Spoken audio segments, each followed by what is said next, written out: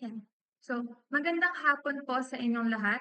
Kami ang pangkat 12 at narito kami para ilahad ang kasalukuyang kalagayan ng transportasyon sa Pilipinas.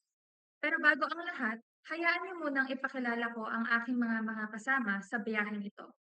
Ako si Karil Cheska Umali at kasama ko sina Kyla Chloe Luis Rea at Maria Ravi Joyce Ilaga.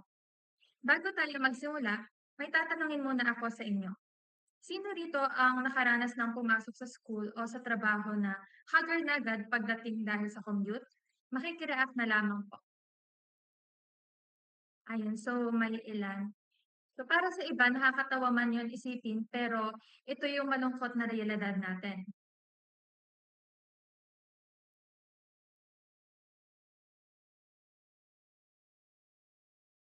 Yan. Bago po tayo patuloy na maglakbay sa ating diskusyon, akin munang ipapaliwanag ang ating aktibidad na pinamagatang para po. Simple lamang po ang ating mechanics. Sa mga susunod na slides, meron pong nakatagong manong driver. Maaaring maliit lang ito or nasaan na? Ano? Maaaring maliit lang ito o nakatago sa gilid kaya talasan ang mata. Sa oras na makita mo si manong driver, magtaas ng virtual na kamay. Agad na sumigaw ng para po para ihinto ang ating biyahe. Ang unang makakapagpara ang siyang bibigyan ng pagkakataong sumagot sa katanungan. Ang bawat tamang sagot ay may katumbas na recitation points na magsisilbing pamasahe ninyo. Naintindihan po ba ito ng lahat? Ayan, so mukhang malinaw naman na sa lahat ng ating mechanics, kaya simulan na natin ang ating pagtatalakay.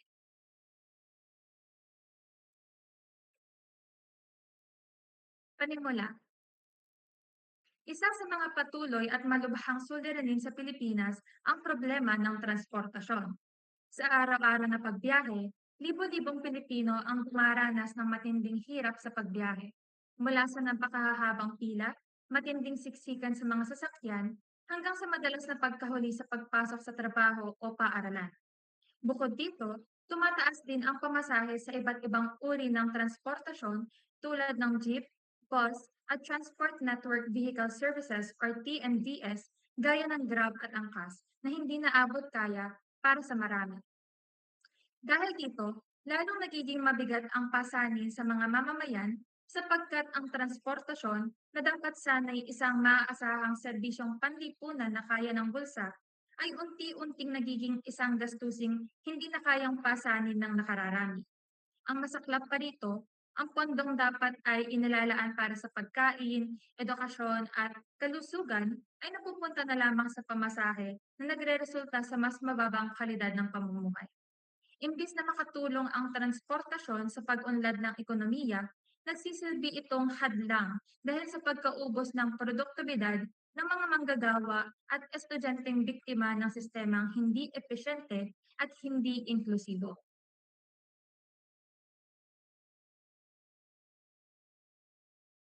Matapos nating pag-usapan ang mga hirap na dinaranas natin, balikan natin ang pinakaugat. Bakit nga ba napakahalaga ng transportasyon?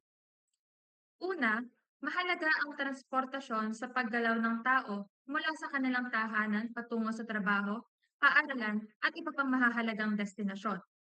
Ang isang maayos na sistema ng transportasyon ay nagsisiguro na ang mga mamamayan ay nakararating sa kanilang mga pupuntahan sa tamang oras at may sapat na kaginhawaan. Kapag maayos ang daloy ng biyahe, nababawasan ang pagkaantala at pagkapagod ng mga tao. Sa kabilang banda, kung mahina ang sistema, nagdudulot ito ng stress, pagkalit, at pagbaba ng kalidad ng araw-araw na gawain. Pangalawa naman, nagsisilbi itong mahalagang daluyan ng kalakalan at nagpapasigla sa pag-ikot ng ekonomiya sa bansa. Sa pamamagitan po ng transportasyon, naihahatid ang mga produkto mula sa mga lugar ng produksyon patungo sa mga pamilihan at consumer. Ito ang nag-uugnay sa mga magsasaka, negosyante at mamimili, kaya sige Kyle, Para po. nasaan po si Manang Drive? Nasa ano po, lower right, ay nasa babang kanan Ah, bahagi po. sige. Ito ang iyong katanungan. Makikibasa? Tumaas ang pamasahe ng mga TNVS gaya ng Grab. Bakit tinuturing na hindi abot kaya ang presyo nito para sa maraming ordinaryong Pilipino? A.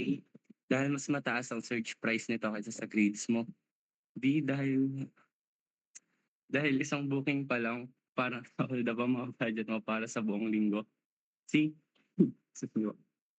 Dahil ang pamasahe rito ay halos katumbas ng kikitain ng isang araw na manggagawa sa buong araw. At D. Dahil pagkatapos mong makita ang presyo, bigla mong naalala na may paka at pala at kaya mo naman palang mag-marathon pa uwi. Po.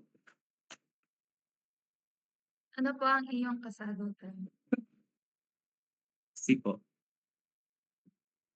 Ayan, so tama. Ang tama pong sagot ay C, dahil ang pamasahe rito ay halos katumbas na ng kikitain ng isang manggagawa sa buong araw. Kung ang isang ordinaryong Pilipino ay kumikita lamang ng minimum wage at ang pamasahe sa isang booking ay halos kalahati or katumbas na ng kanyang sahod sa buong 8 oras ng pagtatrabaho, wala na siyang maiuuwi para sa pagkain at iba pang gastusin para sa kanyang pamilya. Ipinapakita nito na ang transportasyon ay hindi na nagsisilbing tulay sa pag-unlad, kundi isang malaking financial burden na nagnanakaw sa bunga ng pagod ng ating mga kababayan. So bumalik po tayo sa ating pinagdidiskusyonan kanina. Dumako tayo dun sa pangatlo. Malaki ang impluwensya ng transportasyon sa oras, produktibidad at kabuuang daloy ng pang-araw-araw na gawain ng mga mamamayan. Ang oras na ginugugol sa biyahe ay direktang nakaaapekto sa pagiging produktibo ng isang tao. Kapag mabilis at maayos ang transportasyon, mas maraming oras ang nailalaan sa trabaho, pag-aaral at pahinga. Ngunit kung matagal at magulo ang biyahe, nasasayang ang oras at enerhiya ng mga tao na nagre-resulta sa pagbaba ng produktibidad at kalidad ng buhay. At panghuli, pinapadali nito ang pag-access ng mamamayan sa mga pangunahing serbisyong panlipunan tulad ng ospital, paaralan at mga tanggapan ng pamahalaan. Napakalaga ng transportasyon sa pagtiyak na ang bawat pamamayan ay may kakayahang makarating sa mga serbisyong kailangan nila. Halimbawa, sa oras ng emerhensiya, ang mabilis na transportasyon ay maaaring makapagligtas ng buhay.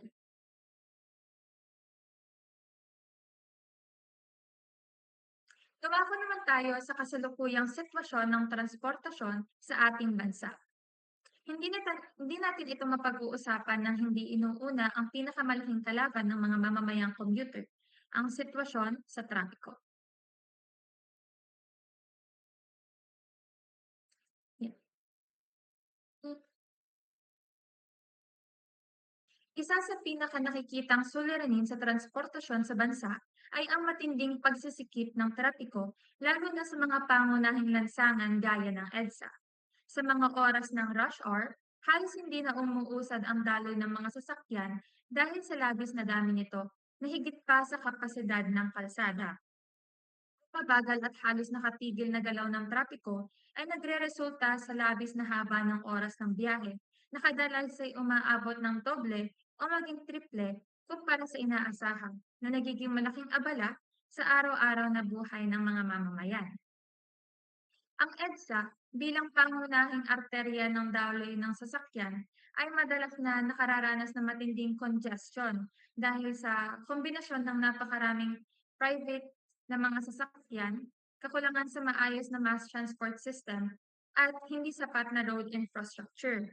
Sa mga peak hours, ang dami ng sasakyang dumadaan ay lumalampas na sa kakayahan ng kalsada, kaya nagkakaroon ng bottleneck sa iba't ibang bahagi nito.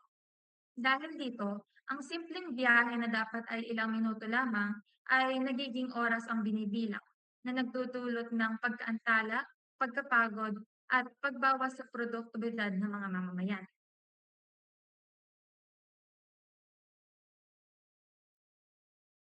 Sunod naman ay ang kalagayan ng pampublikong transportasyon.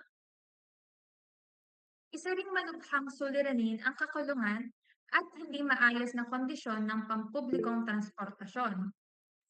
Yes, Krisa, Para po, nasaan po si Manong driver? nasa pinakailalim po sa kanan. So ito po ang iyong katanungan, makikibasa. Sa mga peak hours, bakit nagkakaroon ng bottleneck sa mga pangunahing kalsada gaya ng EDSA? A. Dahil ang dami ng sasakyan ay lumalampas na sa kapasidad o kakayahan ng kalsada. B. Dahil lahat ng traffic lights ay sabay-sabay na nagpula. C. Dahil sa mga nagdiriwang ng kaarawan sa kalsada. D. Dahil sadyang mabagal lang magpatakbo ang mga Pinoy. A po. Ayan, tama ang iyong kasagutan. Dahil ang dami ng sasakyan ay lumalampas na sa kapasidad o kakayahan ng kalsada. Ang bawat kalsada ay mayroong tinatawag po na carrying capacity o limitadong bilang ng sasakyan na kaya nitong itawid ng mabilis sa loob ng isang oras. Sa mga pangunahing kalsada gaya ng EDSA, ang bilang ng mga sasakyang bumabaybay ay lumalampas na sa kapasidad na kayang tanggapin ng kalsada. Gaya ng isang bottleneck o leeg ng bote, kahit gaano karami ang tubig sa loob, maliit lamang ang butas na labasan nito kaya nagkakaroon ng pagsisikip dito. Bumalik po tayo dito sa kalagayan ng pampublikong transportasyon. So, ang kakulangan sa maayos at sapat na pampublikong transportasyon ay nagpapakita ng hindi balanseng sistema kung saan hindi natutugunan ang pangangailangan ng lumalaking bilang ng mga commuter. Sa mga trend tulad ng MRT at LRT, madalas na umaabot sa matinding siksikan ang mga bagon na nagdudulot ng hindi komportableng biyahe at minsan ay panganib pa sa kaligtasan ng mga pasahero. Sa mga jeep at bus naman, bukod sa siksikan, nararanasan din ang kakulangan ng biyahe sa ilang lugar, lalo na sa mga rutang hindi gaanong napapansin ng mga operator. Dahil dito, lumalala ang paghihirap ng mga commuter na umaasa lamang sa mga pampublikong transportasyon bilang pangunahing paraan ng pagbiyahe. Sa huli, ang ganitong sitwasyon ay nagtutulak sa ilan na gumamit ng mas mahal na opsyon. Bagamat mas mabilis at mas maginhawa ang mga ito, hindi naman ito abot kaya para sa nakararami, kaya lalo lamang lumalalim ang agwat sa accessibility ng transportasyon sa bansa.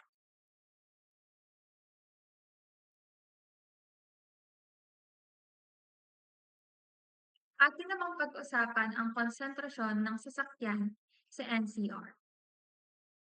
Malaki rin ang kontribusyon ng dami ng sasakyan sa National Capital Region or NCR na sa lumalalang sitwasyon ng transportasyon. Patuloy ang pagdami ng pribadong sasakyan sa kalsada na nagreresulta sa mas matinding siksikan at kakulangan sa espasyo. Dahil dito, hindi na sapat ang kasalukuyang infrastruktura upang suportahan ang patuloy na paglaki ng bilang ng mga sasakyan, kaya mas lalong bumabagal ang daloy ng trapiko. So, ang pagdami po ng pribadong sasakyan sa NCR ay isa sa mga pangunahing salik kung bakit patuloy na lumalala ang trapiko dito sa ating bansa. Maraming mamamayan ang napipilitan kung bumili ng sariling sasakyan dahil nga sa kakulangan at hindi maaasahang pampublikong transportasyon. Dahil dito, lalong nadaragdagan ang bilang ng mga sasakyan sa kalsada na siyang nagiging sanhi ng congestion. Sa kabilang banda, ang infrastruktura ng bansa tulad ng lapad ng kalsada at bilang ng mga alternatibong ruta ay hindi sapat upang makasabay sa mabilis na urbanisasyon at paglobo ng populasyon. Dahil sa mismatch na ito sa pagitan ng demand or yung dami ng sasakyan at supply, which is yung kalsada at transport system natin, nagiging halos permanente na ang mabagal na daloy ng trapiko.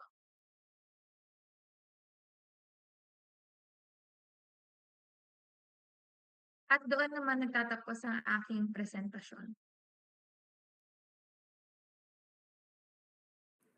Dumako naman po tayo sa mga programa ng pamahalaan. Ang patuloy na paglala ng suliranin sa transportasyon sa bansa ay nagtulak sa pamahalaan na bumuo at magpatupad ng iba't ibang programa at pulisiyang naglalayong tugunan ang mabigat na trapiko, kakulangan sa maayos na pampublikong transportasyon at modernisasyon ng sistema ng biyahe. Sa paglipas ng mga administrasyon, iba't ibang estratehiya ang isinulong upang mapabuti ang daloy ng transportasyon, mapataas ang seguridad ng mga pasahero, at mapaunlad ang infrastrukturang pangtransportasyon. Okay. Next slide po.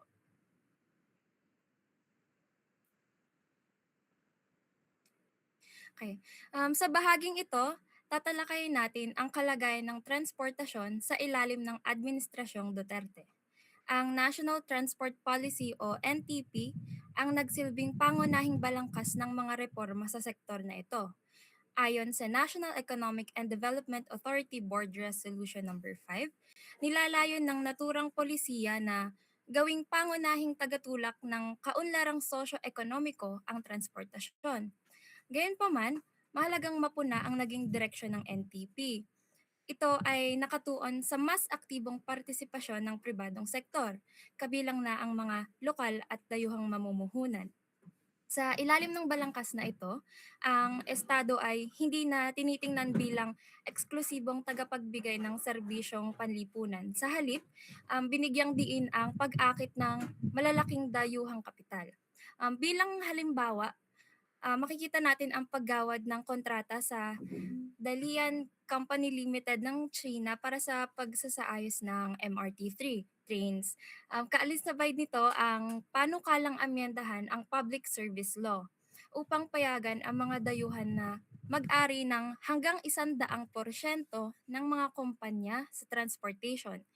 Sa madaling salita, ang pagsusuri ng pamahalaan sa mga problema gaya ng kawalan ng koordinadong network at kulang na pasilidad ay tinugunan sa pamamagitan ng pagbubukas ng ating pampublikong utilidad sa mga dayuhang negosyante at pribadong puhunan. Next slide po.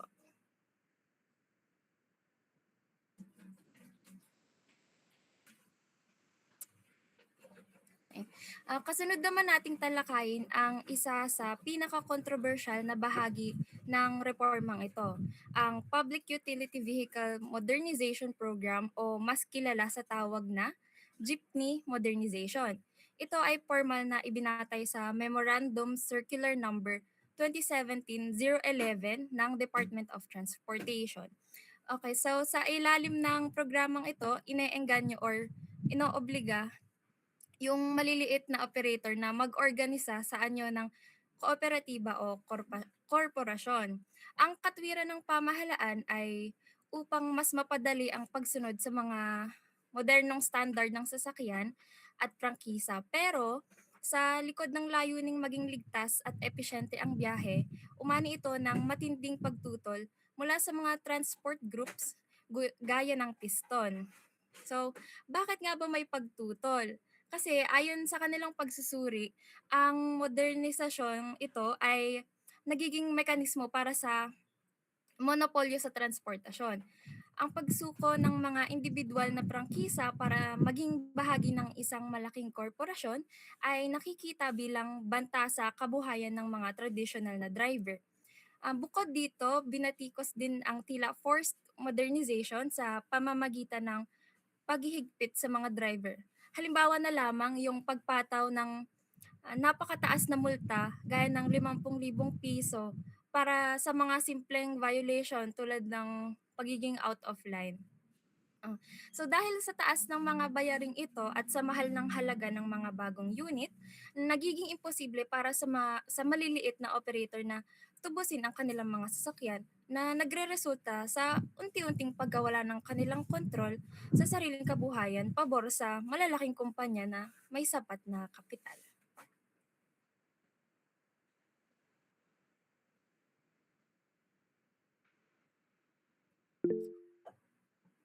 Okay, Franco.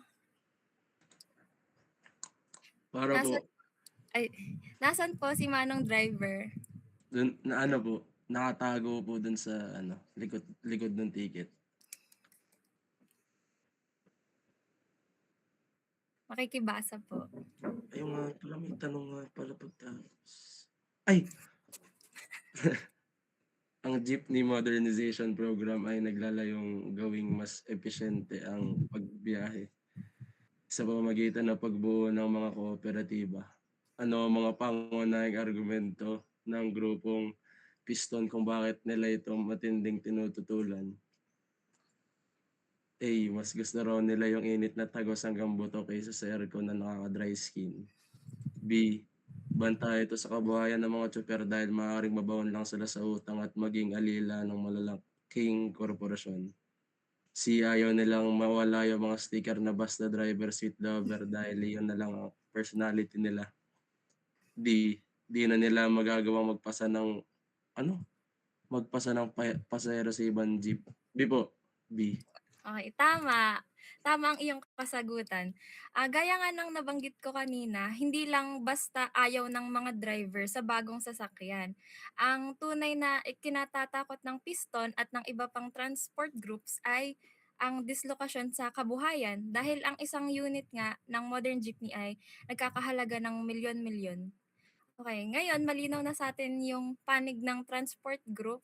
Tingnan naman natin ang iba pang naging controversial na hakbang ng pamahalaan sa EDSA. Ayan. Makikibal.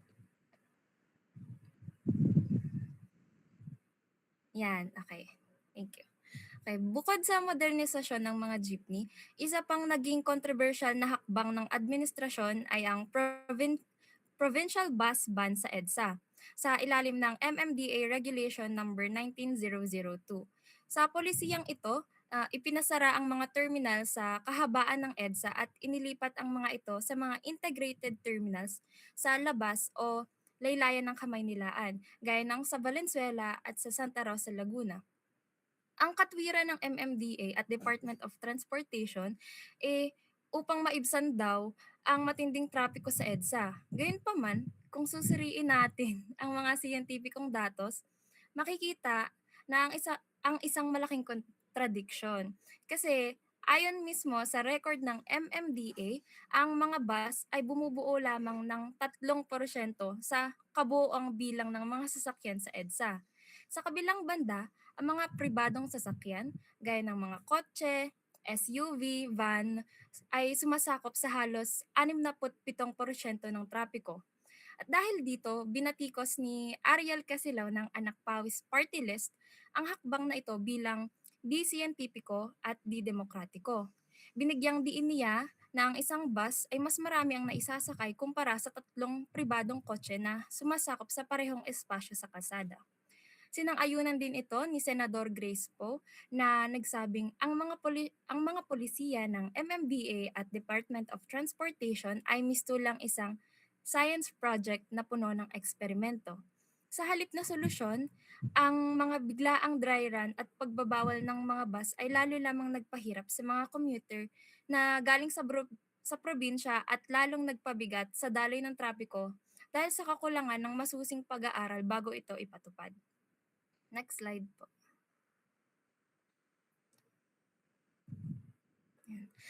Pinagpapatuloy ng kasalukuyang administrasyon ang modernisasyon ng transportasyon ngunit mas nakatuon sa pag-aayos ng implementasyon, pagpapalawak ng mass transport at pagbibigay ng adjustment sa mga naunang polisiya. Next slide po.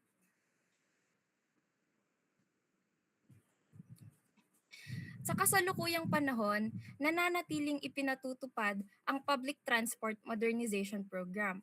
Ngunit mapapansin natin na may mga mahalagang pagbabago at pag-aangkop sa paraan ng implementasyon nito. Isa sa mga pangunahing hakbang na ginagawa ng pamahalaan ay ang pagpapalawig ng mga deadline para sa konsolidasyon ng mga transport operator. Ang layo nito ay upang mabigyan ng mas sapat na panahon ang mga hindi pa nakakasunod sa mga rekisito ng modernisasyon at higit sa lahat, upang maiwasan ang agarang pagkawala ng kabuhayan ng ating mga maliliit na tsuper at operator.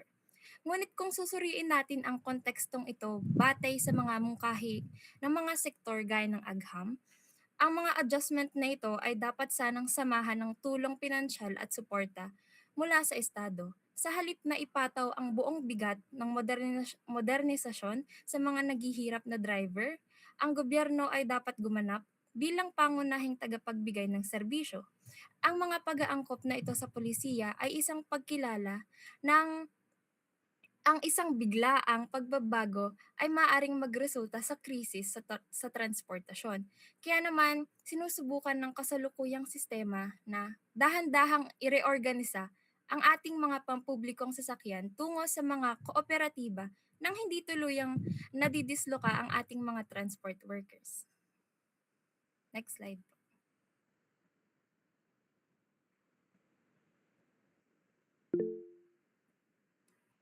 Ali, Para po, nasan po si Manong driver?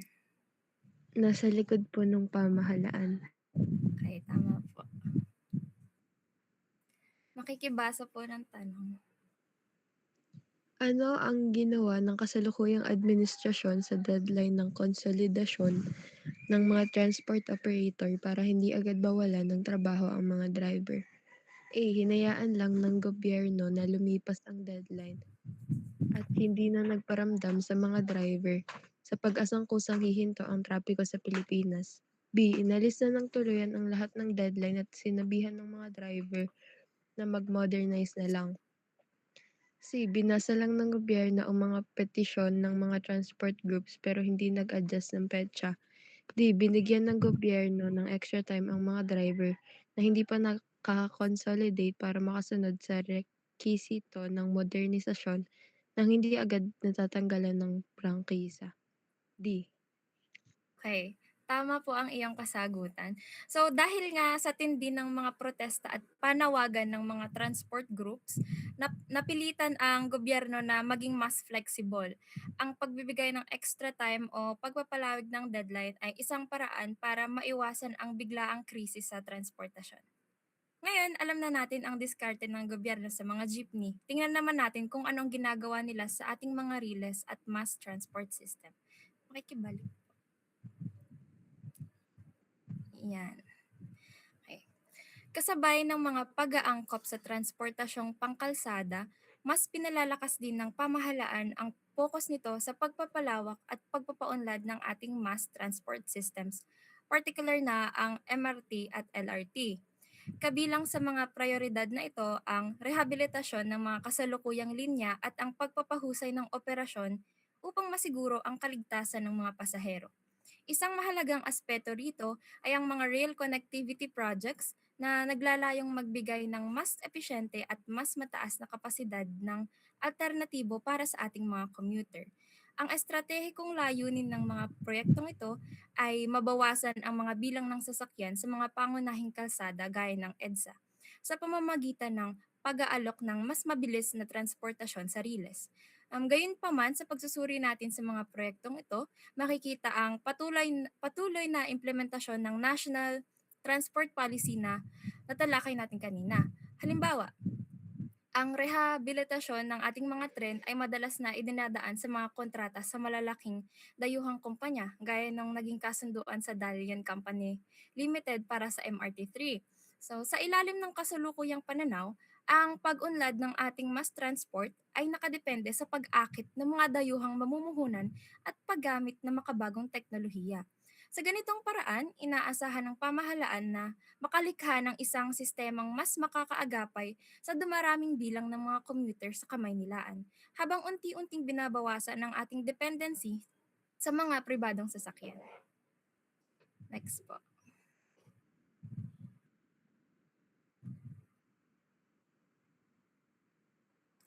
Okay. Mahalaga ring bigyang diin ang mga isinasagawang malalaking infrastructure projects sa kasalukuyan, gaya ng EDSA rehabilitation at ang pagtatayo ng mga integrated transport terminals. Ang pangunahing layunin ng mga proyektong ito ay ang intermodality o ang pagdugtungin ng iba't ibang moda ng transportasyon upang maging mas organisado at tuloy-tuloy ang biyahe mula sa mga probinsya patungo sa mga sentrong lungsod. Sa kabila ng layuning ito, hindi natin maikakaila ang mga hamon na kaakibat ng mga nasabing terminal. Gaya ng natalakay natin sa mga naunang slides, ang paglilipat ng mga terminal na sa mga laylayan ng Kamaynilaan gaya nung sa Valenzuela at sa Santa Rosa, ito ay umani ng puna mula sa mga kritiko gaya ni Ariel Casilao. Binigyang diin din niya na ang mga ganitong hakbang ay dapat na nakabatay sa siyentipikong datos. Kung matatandaan, ayon sa JICA at MMDA, ang mga pribadong sasakyan ang sumasakop sa 78% ng kalsada. Kaya ang hamon sa mga bagong infrastructure projects na ito ay kung paano nito tunay na mababawasan ang trapiko nang hindi nagpapahirap sa mga commuter. Sa madaling salita, ang tagumpay ng EDSA rehabilitation at ng mga integrated terminals ay hindi lamang nasusukat sa ganda ng estruktura, kundi sa kakayahan nitong magsilbi bilang isang tunay na mass transport solution. Gaya ng pahayag ni Senador Grace Poe, kailangang lumampas ang gobyerno sa mga experiment at tumungo sa mga permanenteng solusyon na nagbibigay prioridad sa nakararami. Sa pamamagitan ng maayos na pagpaplano at sapat na pasilidad, inaasahang ang mga proyektong ito ang magiging susi upang maging mas epesyente ang daloy ng transportasyon sa bansa, habang kinikilala ang transportasyon bilang isang mahalagang pampublikong utility. Next slide po. Yan. So sa madaling salita, sinusubukan ng gobyerno ngayon na balansehin ang modernisasyon at yung epekto nito sa mga driver at commuter. Kahit hindi na kasing agresibo ang restructuring gaya nung nakaraang administrasyon, nandyan pa rin yung mga dating problema. Nandyan pa rin yung matinding trapiko, mabagal na pagpapatupad ng mga proyekto, at yung limitadong accessibility para sa lahat. Sa huli, hindi lang naman ito tungkol sa pagpapalit ng sasakyan.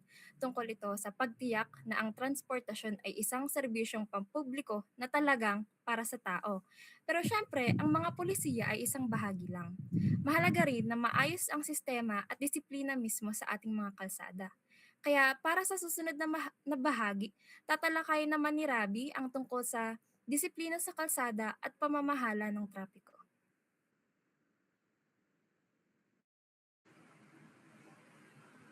Salamat, Binibining Kyla. So, ngayon, dumako naman tayo sa usaping disiplina sa kalsada at pamamahala sa trapiko.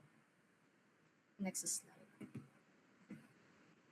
Ayon sa pananaw ng ating mga ahensya ng pamahalaan, ang traffic ay hindi lang dahil sa dami ng sasakyan. Kumbaga, ayon sa kanila ay malaking factor din yung mga paulit-ulit na paglabag sa batas trapiko. Isipin nyo, yung mga illegal parking sa gilid-gilid, yung ginagawang terminal ang kalsada na hindi naman dapat, pati na rin yung mga overloading. Ito yung mga dahilan kung bakit lalong sumisikip ang daloy ng mga biyahe natin. Kaya sa ngayon, mas hinihigpitan na ang enforcement o pagpapatupad ng mga batas trapiko. Hindi lang para manghuli, kundi para sana maibalik yung kaayusan sa ating mga lansangan at maiwasan yung grabeng pagsisikip lalo na sa mga main roads. Next slide po. Sa aspeto naman ng mga traffic management initiatives, binibigyang diin ng ating pamahalaan na ang disiplina sa kalsada ay isa sa mga pangunahing solusyon sa krisis na ito. Ayon sa mga datos at operasyon ng mga ahensyang tulad ng IAC, MMDA, PNP-HPG, at LTFRB, ang malaking bahagi ng problema ay hindi lang dahil sa infrastruktura, kundi sa hindi pagsunod sa mga umiiral na regulasyon. Ang halimbawa po nito ay ang tulad ng madalas nating makita sa kanilang mga road clearing operations na ang mga pangunahing sagabal o sinisita ay ang mga kolorum na sasakyan at ang maling sistema ng paghinto para magsakay at magbaba ng mga pasahero. Ang mga paglabag na ito sa road safety rules ay nagdudulot ng bottleneck sa daloy ng trapiko. Sa madaling salita, ang layunin ng mga ahensyang ito ay itama ang gawin ng mga driver at commuter upang mapabilis ang paggalaw ng lahat. Next slide po. Bilang tugon sa mga nabanggit na hamon sa ating transportasyon, mula sa kakulangan ng disiplina hanggang sa panganib na dulot ng mga hindi maayos na sasakyan, binuo ng Interagency Council for Traffic or ang IAC o ang IAC. Ang pangunahing layunin nito ay ang pag-isahin ang pwersa ng iba't ibang enforcement agency para maging mas organisado at hindi kanya-kanya ang pagpapatupad ng batas trapiko sa bansa. Sa pamamagitan ng interagency coordination, mas nagiging sistematiko ang kanilang monitoring sa mga pangunahing lansangan. Isa sa mga pinakakilalang inisyatibo sa ilalim nito ay ang kampanyang Tanggal Bulok, Tanggal Usok. Hindi lang ito nakatuon sa emisyon, kundi sa kabuuang kondisyon ng sasakyan. Nakatuon ito sa pag-alis sa kalsada ng mga sasakyang hindi roadworthy o yung mga bantana sa kaligtasan ng publiko. Ang hamon kasi rito, hindi lang dahil sa polusyon, ang dala ng mga bulok na sasakyan, madalas din silang nagiging sanhi ng mga aberya at aksidente na lalong nagpapalala at nagpapasikip ng trapiko. Sa madaling salita, ang IAC ay nagsisilbing mekanismo upang matiyak na ang bawat sasakyang dumadaan sa ating mga lansangan ay ligtas at sumusunod sa itinakdang regulasyon. Next slide po. Mahalagang makita natin ang Yes po, Binibining Vernaline. Para po, Nasaan po si Manong driver? andun sa likod ng bakal, yung nakatago. Okay, basa na lang po ng tanong. Ang IAC o Interagency Council for Traffic ay binuo upang magkaroon ng disiplina sa lansangan. Sa iyong palagay, bakit kailangan pa ng ganitong grupo kung may mga traffic enforcers na tayo? A. Para may kasama ang mga MMDA na makipagdebate sa mga driver na ayaw ibigay ang lisensya. B. Para may tagahawak ng payong si manong enforcer kapag sobrang tindi na sikat ng araw. C. Upang magkaroon ng maayos na koordinasyon ng iba't ibang ahensya at maging sistematiko ang pagpapatupad ng batas. D. Para mas maraming ahensya ang sasalubong sa iyo kapag nagkamali ka ng liko. Letter C po. Tama ang iyong kasagutan. Ang letrang C nga ang tamang kasagutan dito. Sapagkat sa pamamagitan nito ay mas mabilis at mas sistematiko kung magkakasama ang mga ahensya sa iisang team. Sa madaling salita, binuo sila para maging isang boses at isang pwersa lang ang mga nasasakop na ahensya. Ngayon, balikan natin ang ating discussion. Mahalagang makita natin ang kabilang panig ng usaping ito. Sa kabila ng mga operasyon at mas pinaigting na enforcement na binanggit ko kanina, mapapansin nating nananatili pa rin ang mabigat na problema sa trapiko. Ipinapakita nito na ang krisis ay hindi lang nakasalalay sa kakulangan na disiplina ng mga motorista at mga pasahero. Nakaugat ito sa mas malawak na suliranin. At ito ay ang kakulangan sa maayos na mass transport system, limitadong infrastruktura at mga hamon sa ating urban planning. Kumbaga, ang disiplina sa kalsada ay isang mahalagang bahagi ng solusyon, pero hindi ito sapat kung ito lang ang tanging tugon. Hindi natin mapipilit na ang disiplina kung ang mismong sistema ng transportasyon ay hindi sapat para sa pangangailangan ng publiko. Isipin nyo ang sitwasyon sa mga pila ng MRT o bus terminal tuwing rush hour. Madalas nating marinig ang sigaw na pumila ng maayos o huwag sumingit. Pero kahit gaano pa kadisiplinado ang mga tao sa pila, kung ang dumadating na tren o bus ay isa lang kada 15 minuto para sa 5,000 tao, mauuwi pa rin ito sa siksikan at gulo. Dito natin makikita na hindi sapat ang disiplina kung ang mismong kapasidad ng transportasyon ay hindi sapat para sa dami ng tao. Napipilitan ng mga commuter na makipagbaliyahan o sumakay sa mga bawal na lugar, hindi dahil sa gusto nilang lumabag, kundi dahil kailangan nilang makarating sa klase at trabaho sa takdang oras. Next slide po.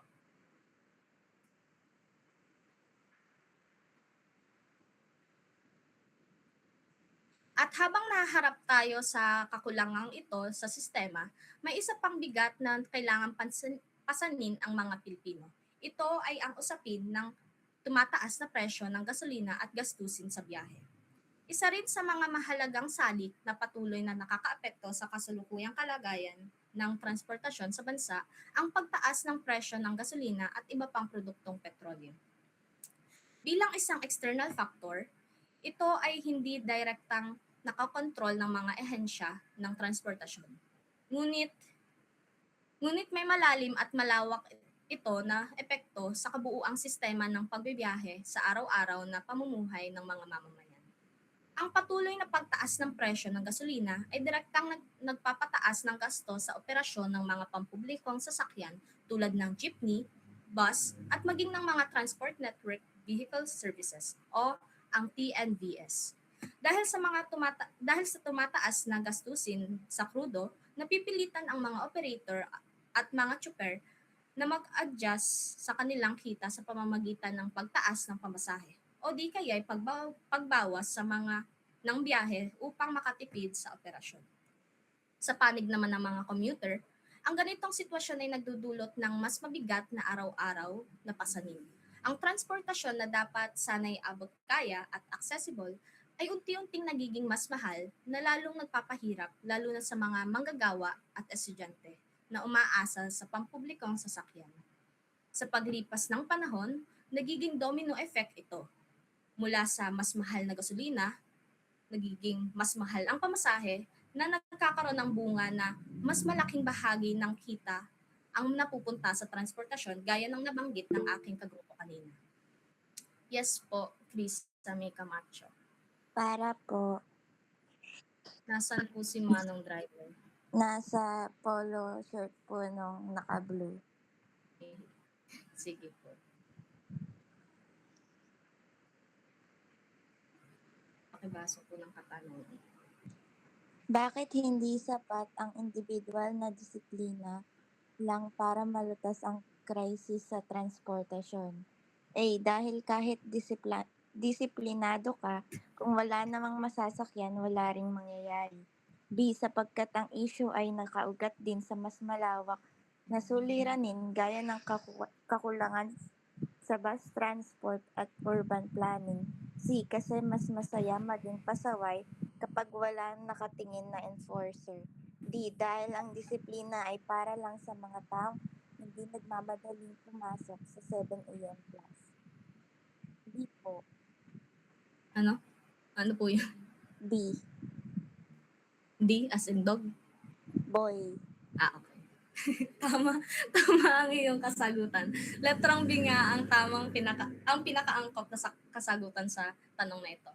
Madalas nating marinig na disiplina lang ang kailangan gaya ng sabi ko kanina. Pero sa realidad ng ating transportasyon, napakalimitado ng kayang gawin ng individual na disiplinado kung ang mismong sistema ay may malaking pagkukulang. Ngayon, balikan natin ang ating diskusyon.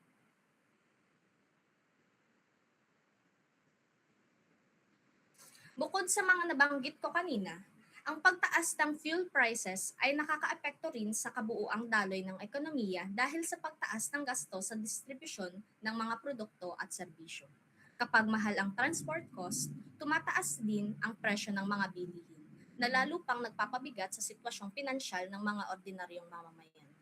Sa kabuuan, ipinapakita nito na ang problema sa transportasyon ay hindi lamang umiikot sa trapiko, disiplina, o sa infrastruktura, kundi naaapektuhan din ng mga pandaigdigang salik tulad ng presyo ng langis. Dahil dito, mas nagiging komplikado ang paghahanap ng solusyon sa krisis sa transportasyon sa bansa, sapagkat kinakailangan itong tugunan hindi lamang sa lokal na pulisya, kundi pati na rin sa mas malawak na konteksto ng ekonomiya. Next slide.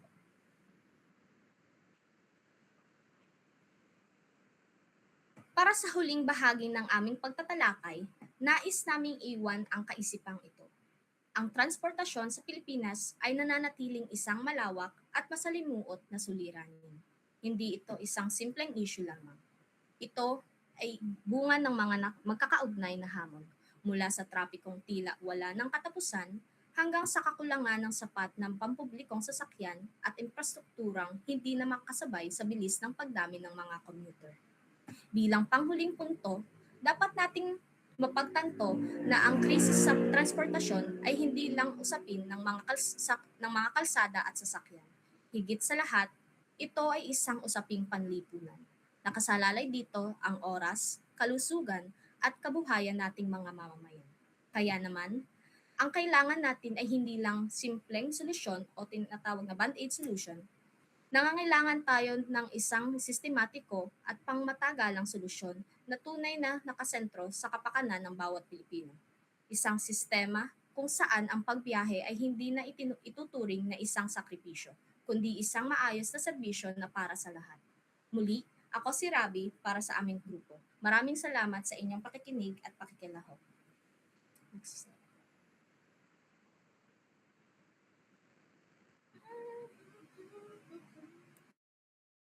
Ayan, maraming salamat din, pangkat-12 sa inyong binahaging mga ideya o impormasyon tungkol po sa kalagayan ng ating transportasyon sa ating bansa. So, alam naman po natin o talagang nararanasan natin sa araw-araw yung hirap sa tuwing tayo ay nagko-commute lalo't higit yung mga uwian diyan yung kinakailangan pa natin na gumising ng maaga para makaabot tayo sa mga jeepney para ah, pasok tayo ng maaga sa paaralan para hindi tayo mahuli, hindi tayo maabutan o yun nga, maabutan nga po ng traffic kasi alam naman po natin na kapag rush hour, grabe yung siksikan ng mga sasakyan, At hindi lamang po ito problema sa Kalakhang, Maynila, ito ay suliranin din dito sa ating lungsod, dito po sa Batangas. Okey, so marami po tayong issue dito sa ating transportasyon, unang-una na siyempre yung matinding trapiko. Okey, na ang dahilan nga po ay hindi yung mga provincial bus kundi dahil ito sa mga pribadong sasakyan. Ano, nasa halip na kumbaga makabawas sa trapiko ay hindi kumbaga nakakadagdag pa nga sa katunayan dahil dumadami nga po yung sasakyan, okey? Gano'n din siyempre yung kakulangan at problema natin sa mga pampublikong transportasyon tayo po ay umaasa lamang sa jeepney, sa bus, sa mga LRT sa Kalakhang, Maynila, sa LRT, MRT at mga dito sa atin is tricycle pero hindi po sapat yung bilang ng sasakyan bukod doon ay siksikan at sobrang haba ng pila kung kayo ay taga bandang Taal, Palemery ang mga sinasakyan natin ay BSC. Grabe yung halimbawa ay paghapon, inaabot ng sobrang habang pila, naranasan ko yun. Isang beses na actually hindi lang isang beses kundi maraming beses na rin. Pero may isang beses na sobrang tagal ng aking hinintay. 5:00 ako nasa terminal, anong oras dumating yung bus? 8:00, gano'n katagal. Dahil nung araw na yun ay pista sa San Pascual, inabot ako ng 3 oras sa paghihintay ng bus tapos nasa huling bahagi pa ako nung pila, di anong nangyari standing pa ako. Nakaupo na ako nun, ako kasi taga-Tuwik, nakaupo na ako ay nung nasa bandang Taal na. Ang nakakapagod, ang ending nakatulog ako, nung nakaupo na ako, nakatulog ako, tapos nakalampas ako dun sa amin. Ah, Yun talagang hirap, hirap, nakakapagod. Imagine ninyo kung yung gano'ng karanasan ay araw-araw nating nararanasan. Parang, nakakapagod, nakaka-stress, nakakasira ng araw, nakakasira ng mood yung gano'ng problema, Pero wala tayong magagawa dahil andito tayo sa ating bansa, yung sistema natin sa transportasyon tsaka sa yung kalsada natin talagang hindi maayos, yun, ano pa ba? Yun lang ang aking masasabi. Ano ba yung mga solusyon? May mga inilatag naman na mga solusyon ang pangkat-12 may mga programa, yung Jeepney Modernization Program na yun nga ang nababangga nga nito ay ang mga driver natin, ano pa, yung provincial bus ban na sinasabi nga po natin na hindi naman ito nakakadagdag sa trapiko kasi maliit na porsiyento lamang ito ng, binibigay na trapiko sa Kalakang, Maynila. Ano pa, EDSA rehabilitation at, ito naman sa atin yung disiplina sa kalsada at, pamahala ng trapiko. Okey, so ito ay hindi madali na problema dahil ito ay kinakailangan din ng malaking pondo para mapaunlad ang sistema ng ating transportasyon, yung ating kalsada, kinakailangan ng talagang ayusin, ano, ah, ayun. So, nakasalalay yung problemang ito bukod sa atin, nakasalalay talaga ito sa ating pamahalaan, yun, yun lang aking masabi sa ating, isyung ito tungkol sa transportasyon, Muli maraming salamat at pagbati kina Umali Carril, kina Rhea at Ilagan. Okey, so ngayon naman po ay ating pakinggan at saksihan ang inihandang presentasyon ng pangkat-13 at ang kanilang paksa po ay tungkol sa, sistema ng edukasyon sa ating bansa. Sige po. Kasalukuyang kalagayan ng edukasyon sa bansa. Maaari na po kayong mag-share ng screen. Okey. Nakakatuwa pala ang paggawain ng Group 12 talagang mapapatutok talaga kayo ng mapapatutok kayo sa screen. 'Yun. Sige, sige, maaari na kayong magsimula, Group 13.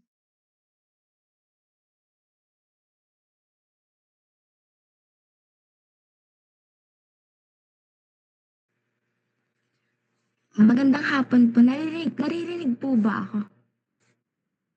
Opo, naririnig po. Maraming salamat po. Magandang hapon sa inyong lahat. Kami ang pangkat-13 at narito kami upang talakayin ang kasalukuyang kalagayan ng edukasyon sa ating bansa. Ako po, next slide. Ako po si Mary Grace kasama ang aking mga precious girlies. Ayan, kasama natin si Esnir today. At sila po ay sina Binibining Atienza, Arabella at si Binibining Carmela Penelope. At bago po natin simulan ang ating baka malito kayo ha. Anyways, bago po natin simulan ang ating talakayan ay meron po kaming simpleng icebreaker. Ayun lang, madali lang siya guys. Next slide na. Ayan, ang title po ng ating icebreaker ay Guess the Line. Madali lang naman po ito. Fill in the blanks lamang po. Pero may konting twist po. Yan. Next slide po. Magtaas na lang ng kamay ang may alam, guys. Gusto ko pag sinabi dapat may acting. Ayan. If alam nyo, magtaas na lang ng kamay. If walang magtataas, bakit? Ba't di nyo alam? Dapat alam nyo yan, guys.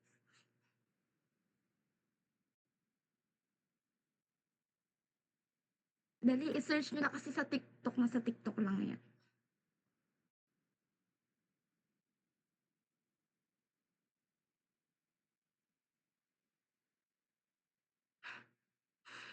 Hindi nyo pa alam. Yehey, yes, Miss Karil Cheska. Ay, Binibining Karil pala. Sorry po. Kumusta? Excited ka na bang pumasok? Anong oras dapat ang schedule mo? 9. So bakit andito ka ng ganitong kaaga? Anong oras ka pumunta dito? 6. Tama kaya ang sagot ni Binibining Karil? Tingnan nga natin. Next slide po. Schedule mo? 9, So bakit nandito ka na ganyan kaaga? Anong oras ka pumunta dito? 6. 6 o'clock. So anong nararamdaman mo na mag-face-to-face classes na? Wala. Masaya ka ba? Opo. Okay, masaya na, parang hinalulungkot si ate. Tama ang sagot ni Binibining Karil. Next question po. Ayan, dapat alam nyo yan.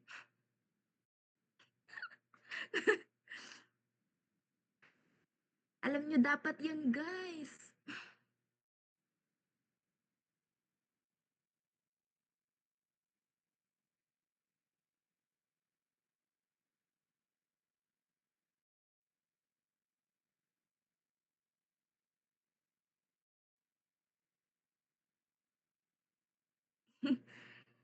Search nyo na, dali. Madali yan. Mahirap yan.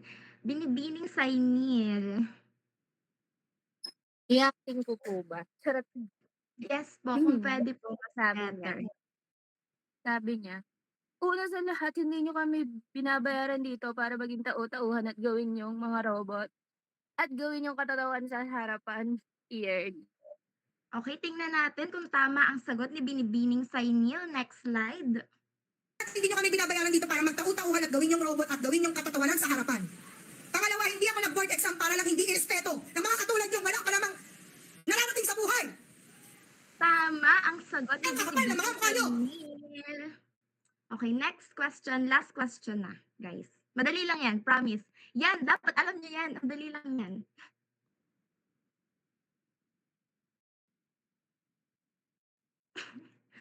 Go guys, search nyo na.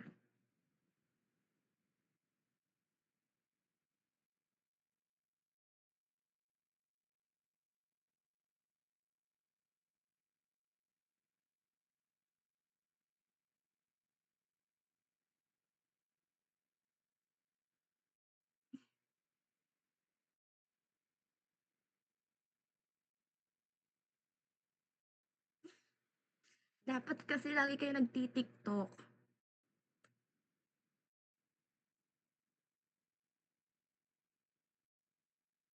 Guys, search nyo na. Madali lang yan. Kahit anong platform nandun yan. Pati sa FB meron yan.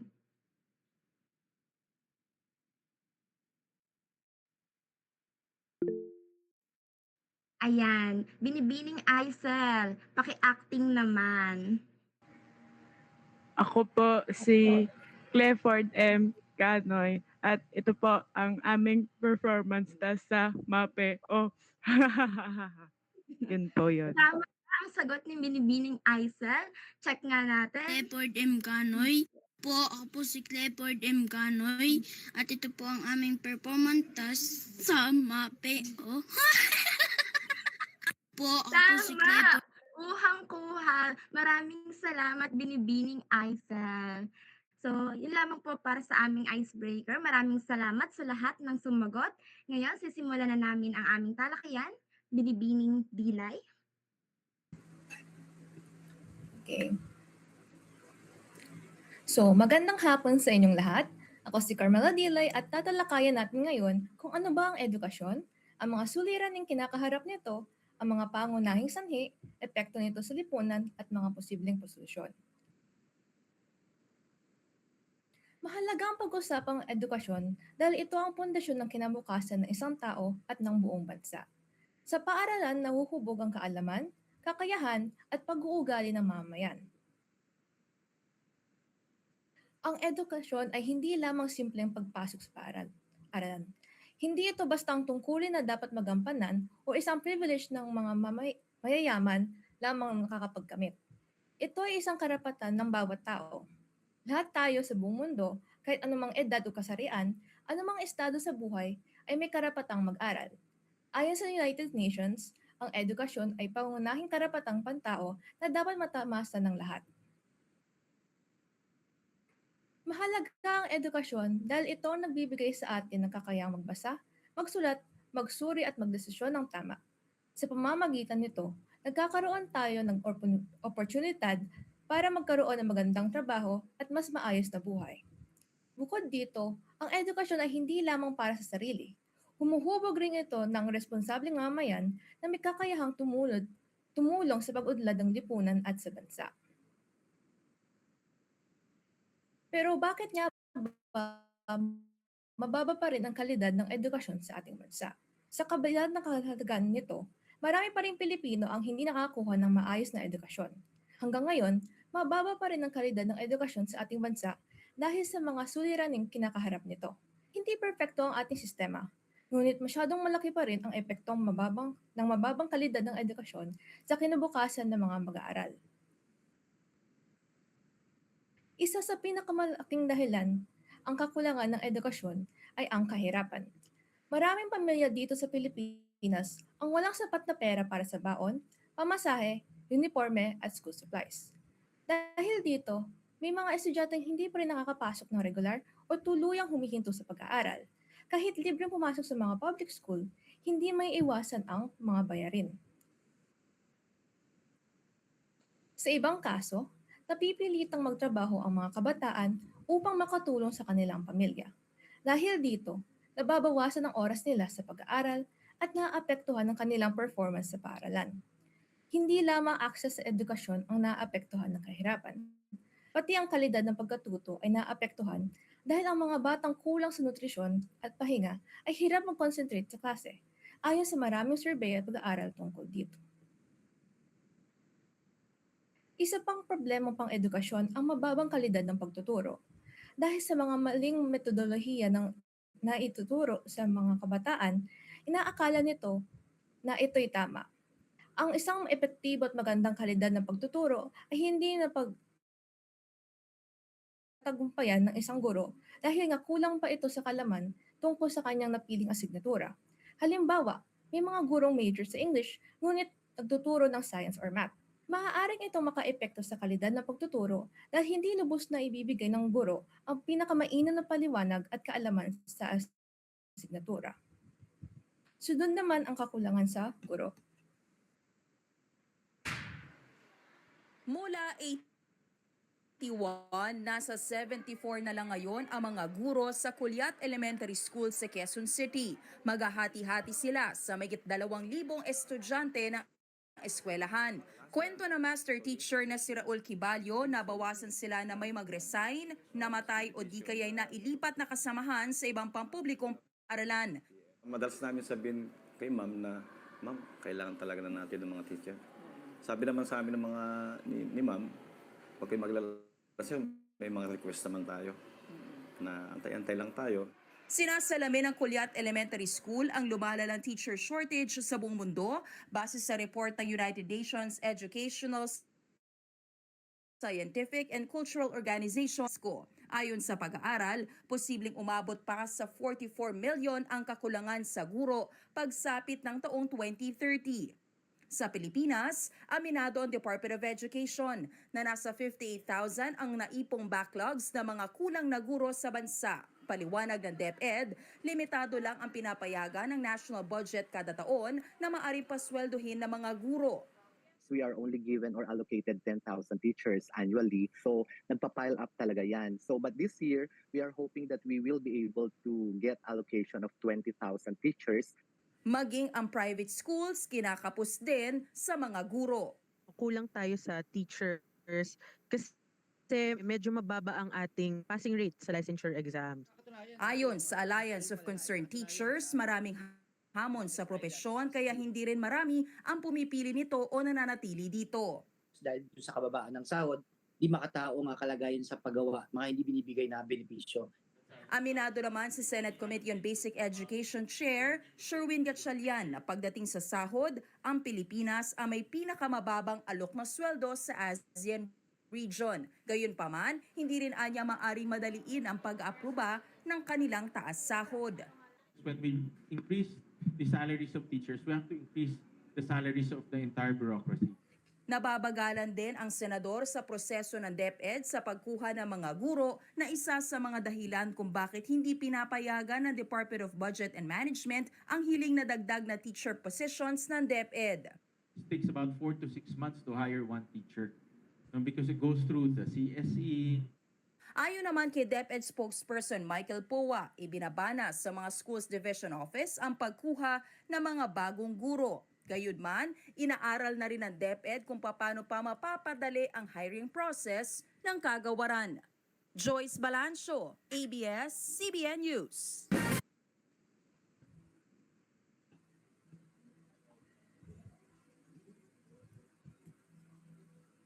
Ayan. Patuloy ding lumalala ang kakulangan ng guro sa bansa. Sa ilang pampublikong paaralan, sobrang dami ng estudyante kumpara sa bilang ng guro. Dahil dito, nahihirapan ang mga guro na tutukan ang bawat mag-aaral. Sa mga probinsya at liblib na lugar, mas ramdam ang problemang ito dahil kakaunti ang gustong magturo sa malalayong lugar. Kapag kulang ang guro, bumababa rin ang kalidad ng edukasyon dahil nahati ang oras at atensyon ng guro sa napakaraming estudyante. Maraming dahilan kung bakit kokonti ang nagiging guro.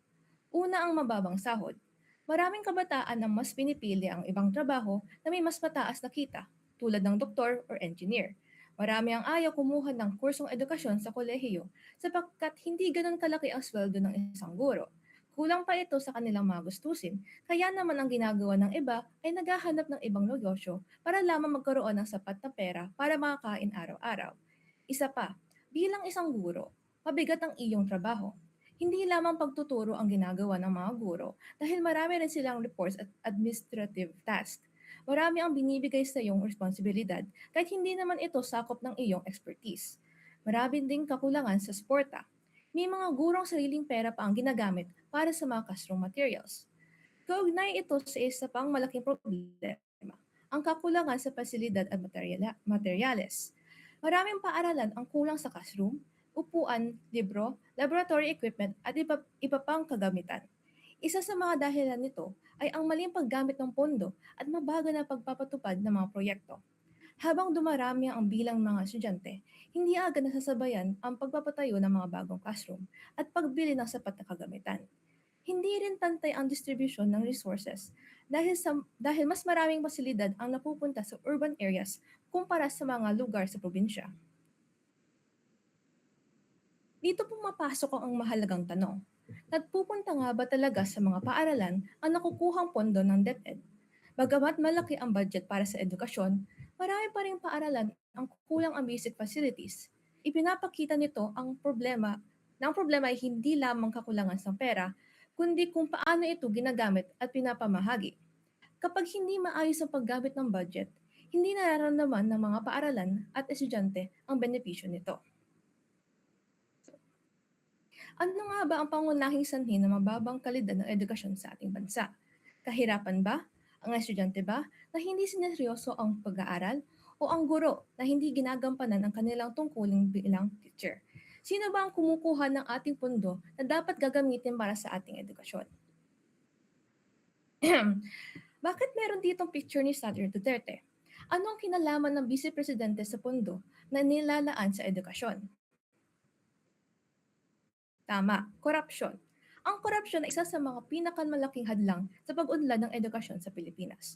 Kapag ang pondong para sana sa classrooms, libro, kagamitan ay hindi nagagamit ng tama, direktang naiapektuhan ang mga estudyante at guro. Sa halip na mapunta sa pagpabuti ng edukasyon, minsan ay nawawala ang pondo dahil sa overpricing, maling allocation at iba pang uri ng ghost projects. Dahil dito, nananatiling kulang ang pasilidad at mababa ang kalidad ng edukasyon. Ayon sa ilang ulat, ang mahinang governance at korupsyon ay direktang nakakaepekto sa kalidad ng serbisyong pampubliko, lalo na sa edukasyon. Kapag may korupsyon, naantala ang pagdating ng benepisyo sa mga mamamayan. Halimbawa, ang budget na sana dapat ay para sa mga classrooms or learning materials ay hindi agad na ipapatupad o hindi umaabot sa mga paaralan.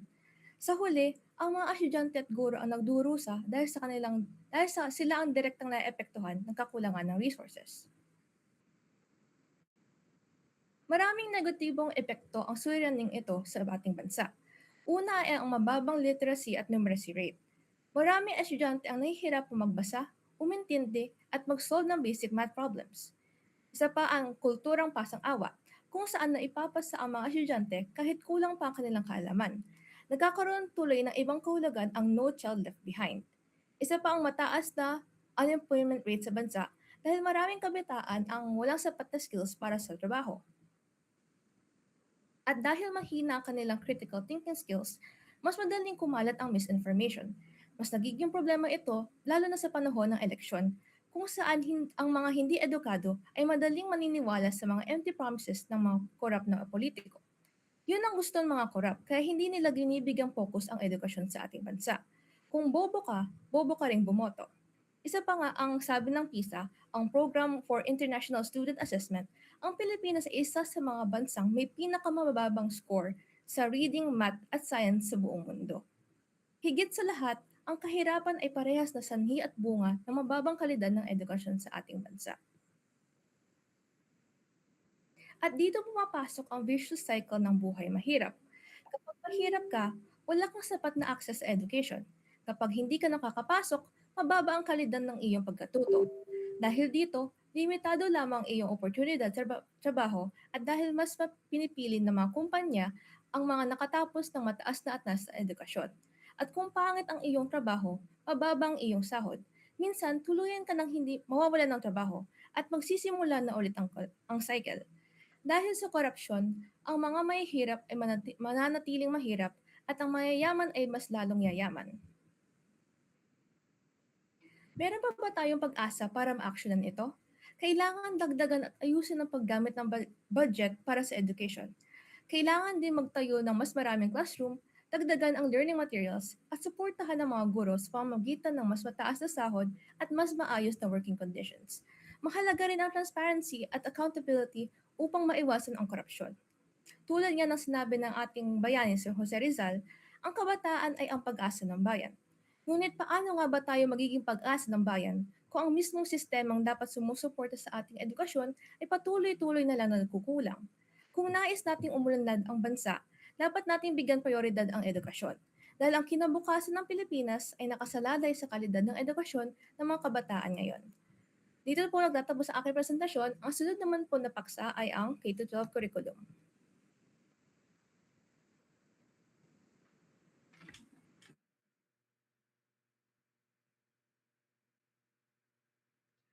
Maraming salamat, Binibining Dilay.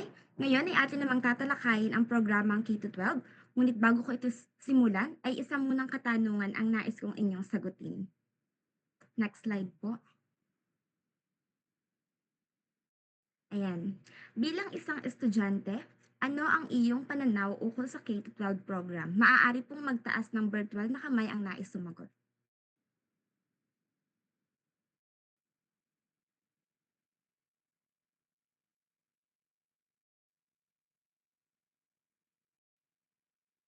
Ayaw niyo bang sumagot, guys?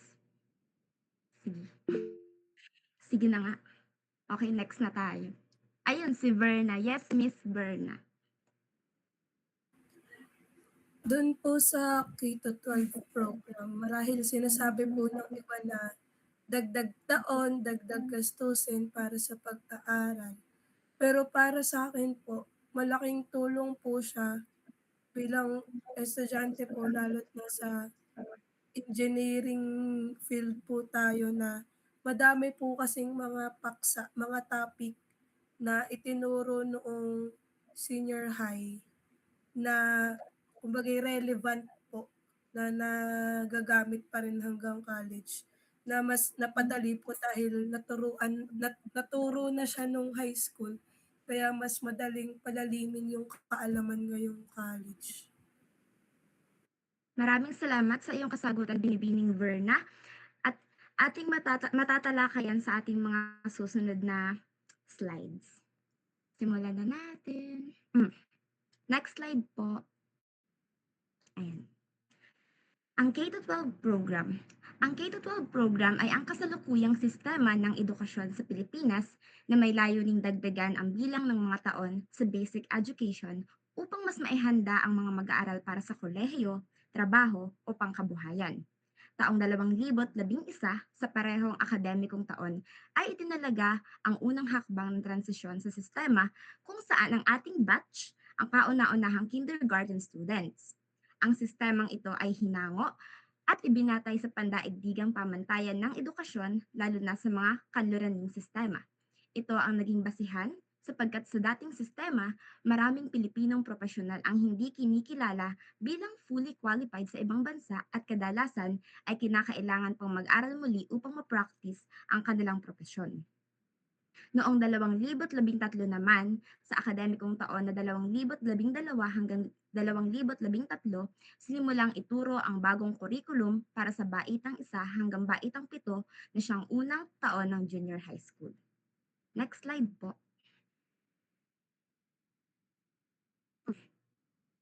Nang pumatak ang taong 2017, opisyal namang sinimulan ang Baitang 11 o ang unang taon ng senior high school. Sa makatuwid, ang batas ay tinalaga noong 2013, ngunit ang siklo ng programa ay nakumpleto lamang noong 2018. Ngunit hindi lingid sa kalaman ng lahat na maraming miyembro ng akademya, mga estudyante at mga magulang ang unang tumanggi sa pagbabagong ito. Para sa mga magulang at estudyante, dagdag gastos ito dahil tatagal ang ilalagi ng isang bata sa eskwelahan.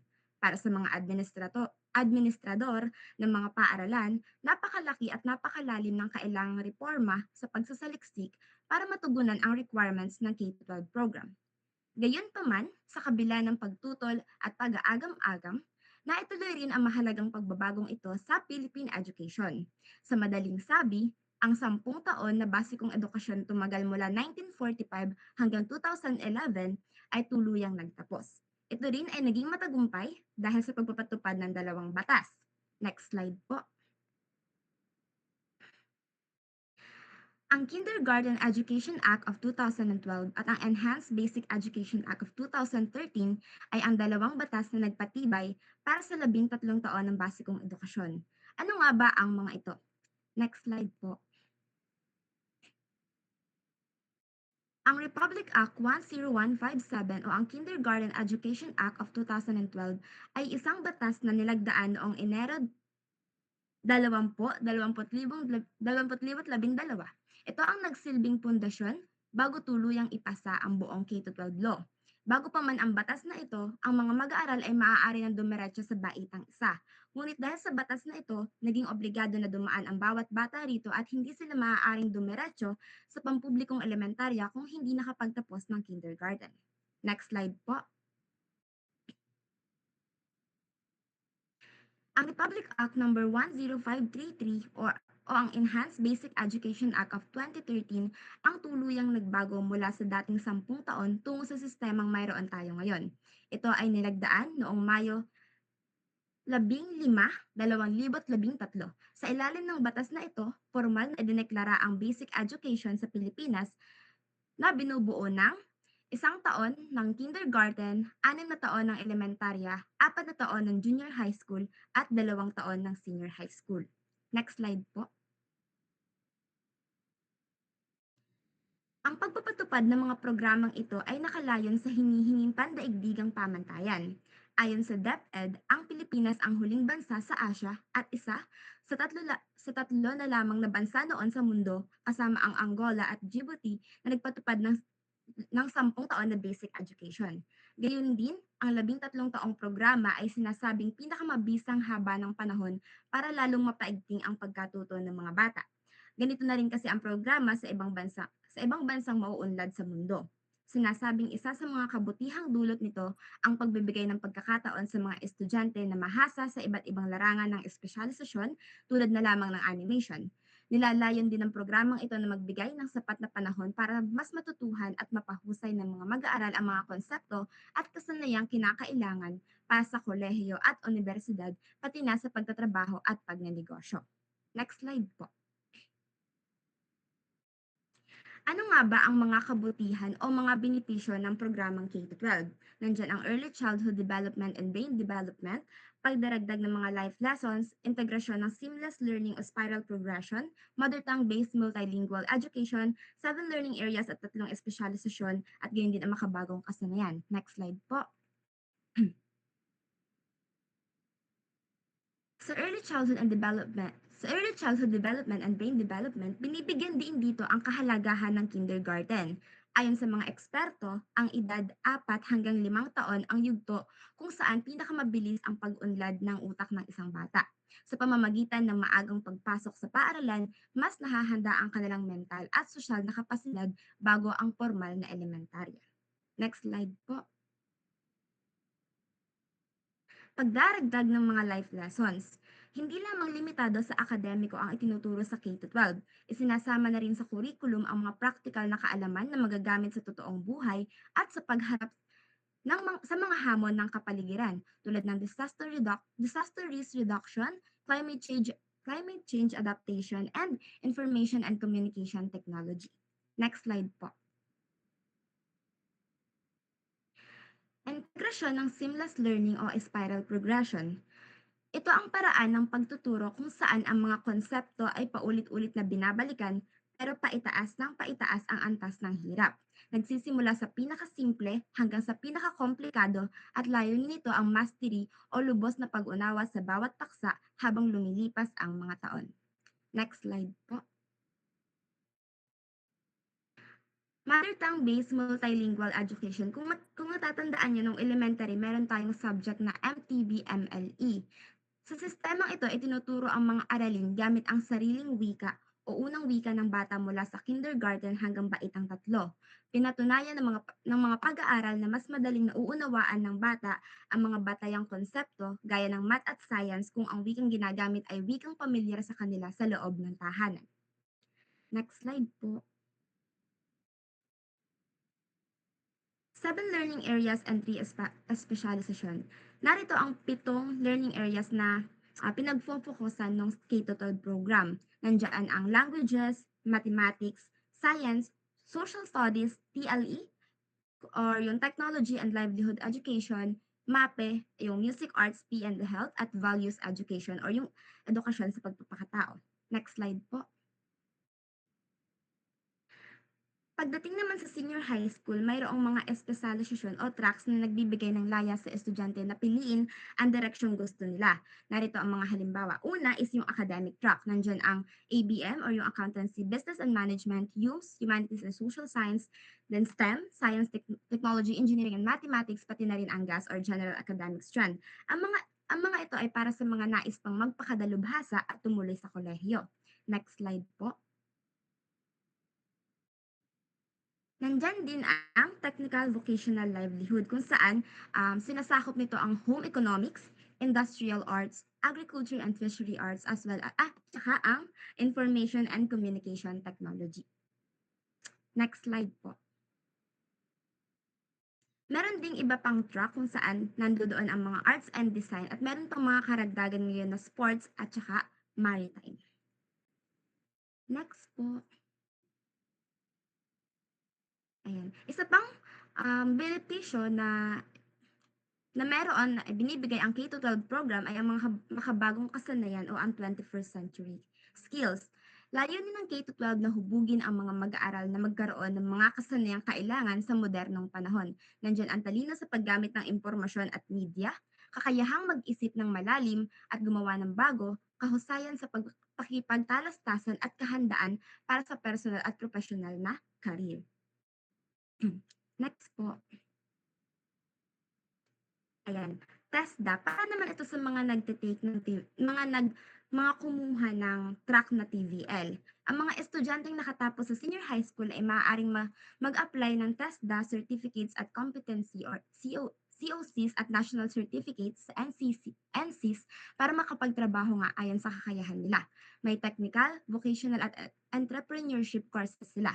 Sa turo ng Commission on Higher Education, magiging sapat ang kaalaman at kakayahan ng isang mag-aaral na nakatapos ng senior high school para makapagtrabaho na ng vocational o magnegosyo.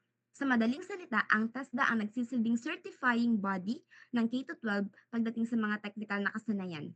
Ito ang naninigurado na ang diploma ng isang senior high school graduate ay hindi lamang pirasong papel, kundi isang pasaporte para sa trabaho. Next slide po.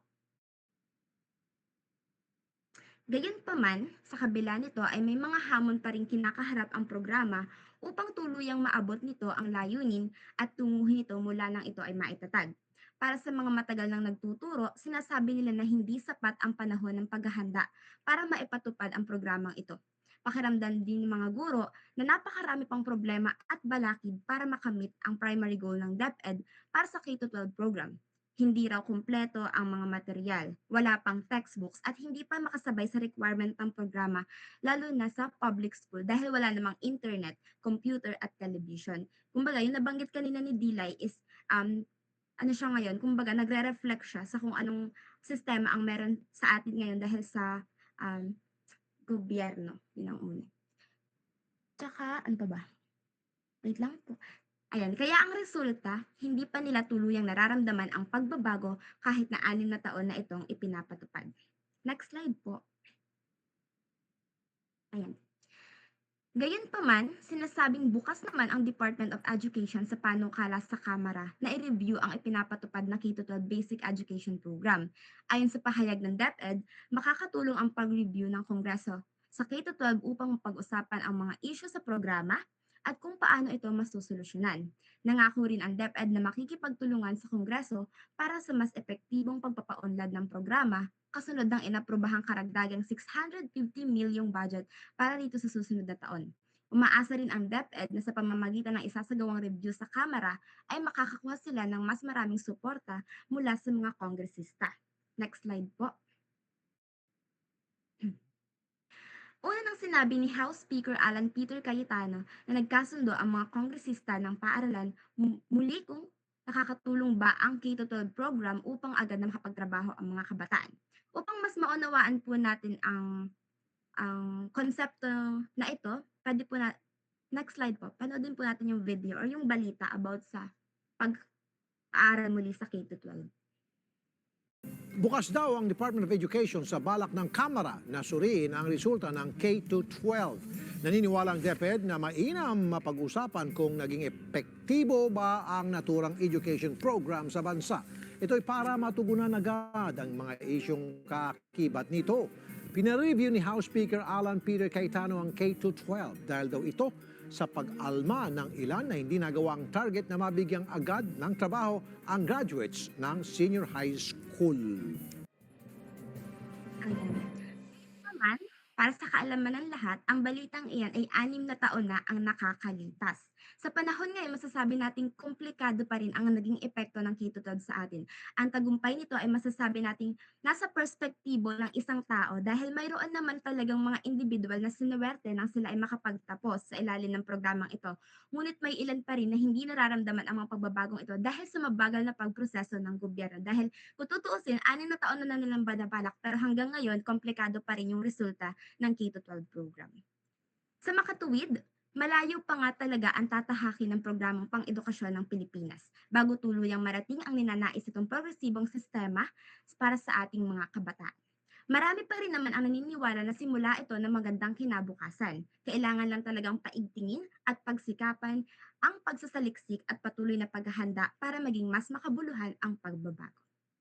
Hanggang dito na lamang, ngunit bago ko po tapusin ang aking part ay meron po akong katanungan.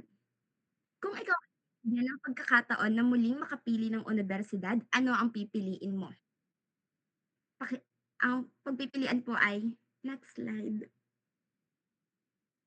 A. Anchong D University o hindi makausad University at B. Jack Roberto University or the National Anti-Silas University.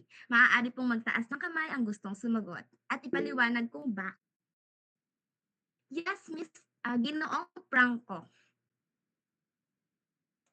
Doon po ako sa Enchong D University. Bakit? Ano po?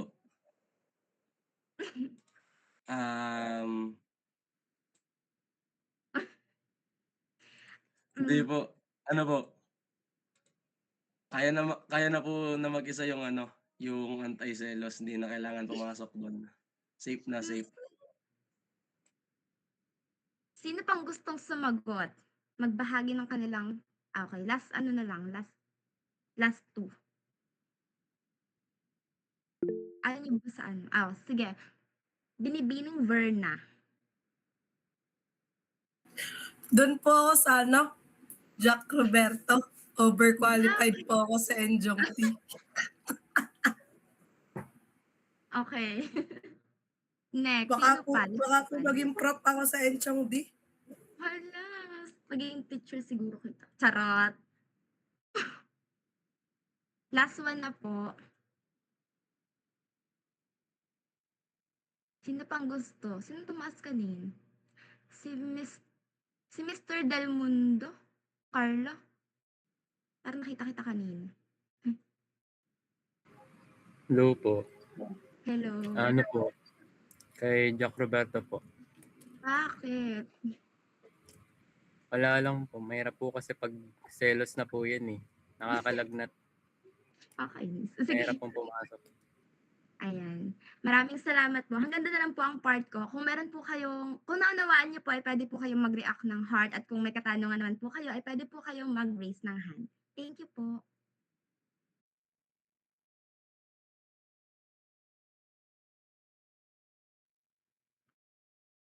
Ay, sorry po.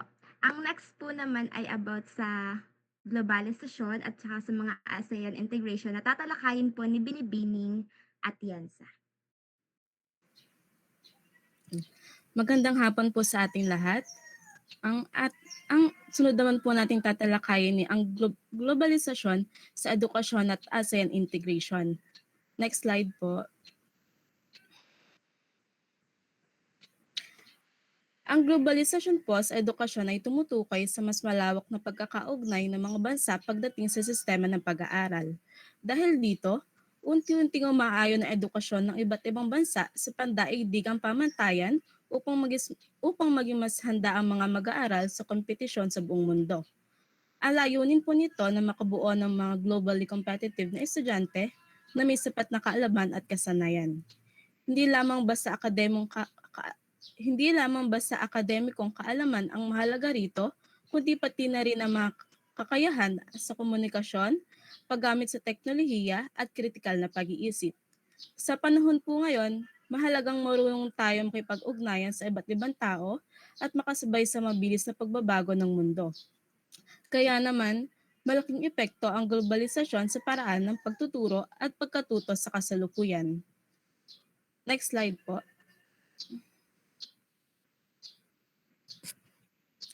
Nabuo po ang konsepto ng ASEAN integration upang mapaunlad ang ekonomiya ng mga bansang kabilang sa ASEAN katulad na lang ng Pilipinas. Ito ay resulta ng kasunduan ng mga bansang kasapi ng Association of Southeast Asian Nations or ASEANs at opisyal itong ipinatupad noong 2015. Layunin nitong gawing mas magkakaugnay ang mga bansa sa Timog Silangang Asya, lalo na sa larangan ng kalakalan, trabaho at edukasyon.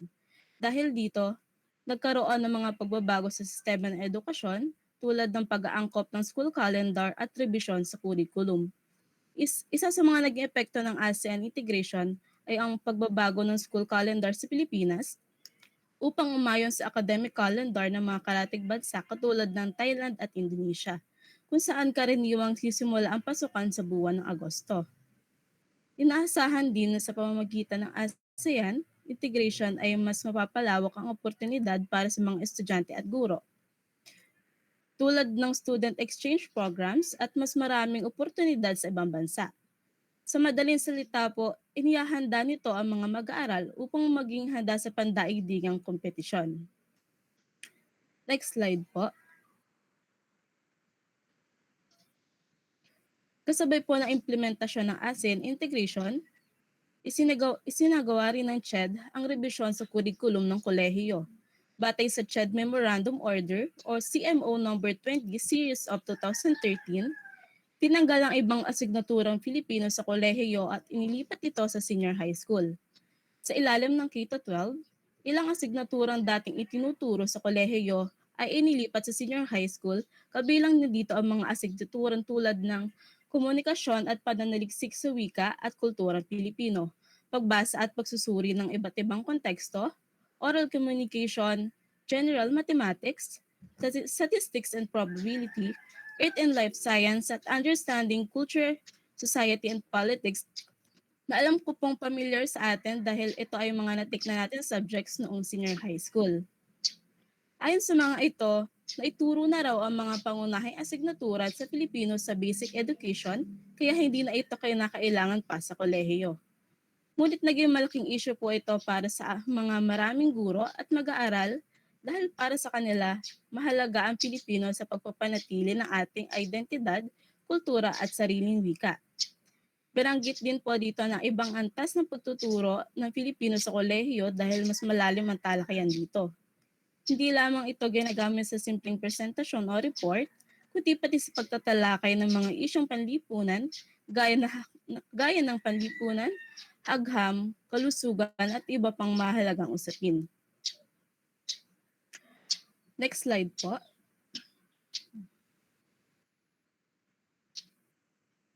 Ang epekto naman po ng globalisasyon, marami naging epekto ang globalisasyon sa edukasyon. Una, mas dumami ang oportunidad sa trabaho dahil mas kinikilala ang kakayahan ng mga Pilipino sa iba't ibang bansa. Katulad na po nito yung pagtatrabaho ng mga nurse at saka mga teacher sa ibang bansa. Ikalawa, tumaas din ang kalidad ng edukasyon dahil sa pagsunod sa pandaigdigang pamantayan. Gayunpaman, kasabay ng mga positibong epekto ay mas may matinding kompetisyon. Kailangan mas paghusayan pa ng mga estudyante ang kanilang kaalaman at kasanayan upang makasabay sa pandaigdigang antas.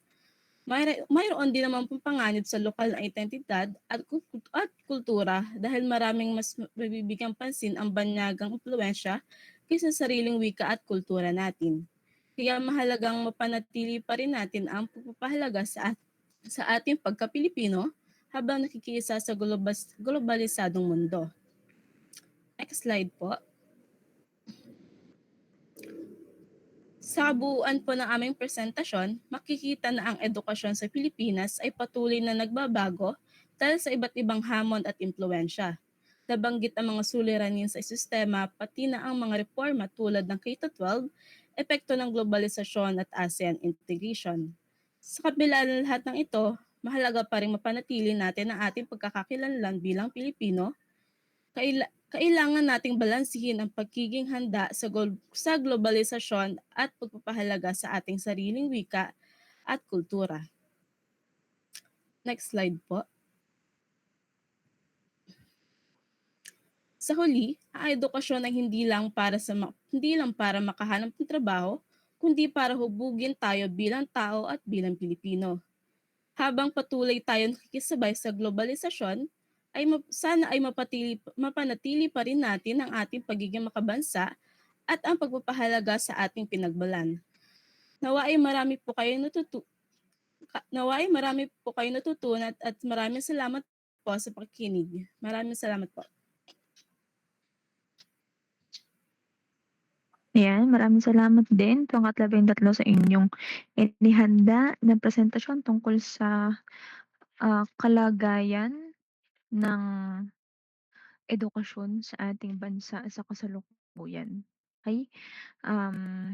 Nabigyan natin ng kahulugan yung edukasyon, nasabi ito o nabanggit ng grupong ito. At naalala ko lang yung isa sa sinabi ni Vice Ganda, kung nabasa niyo po sa Facebook, sinasabi na nakakalungkot dahil dito po sa ating bansa, yung pag-aaral daw ay maituturing na isang pangarap. Na sa katunayan dapat ito ay karapatan ng bawat isa sa atin.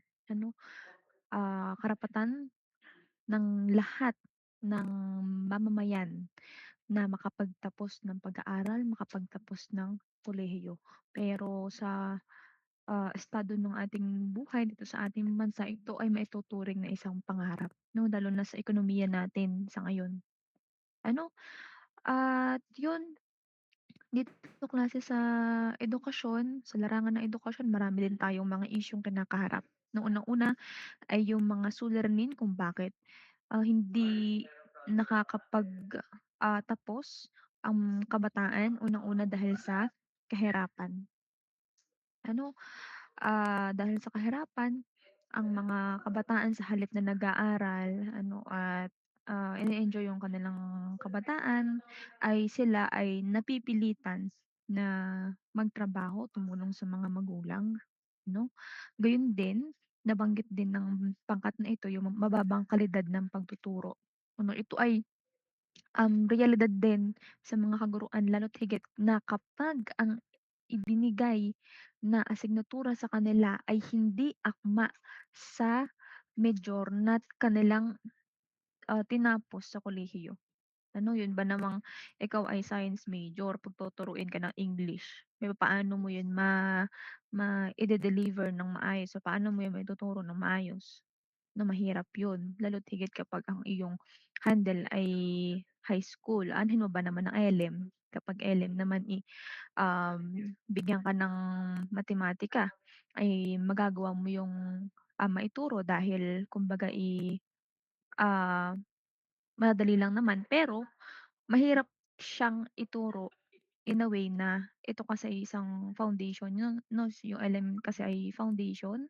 Kinakailangan ay, mahusay ang isang guro na makakuha ng atensyon sa mga mag-aaral nang sa gano'n ay maging epektibo siyang, guro 'no. Sabihin nating madali yung asignatura pero kailangan magaling yung estratehiya niya, okey?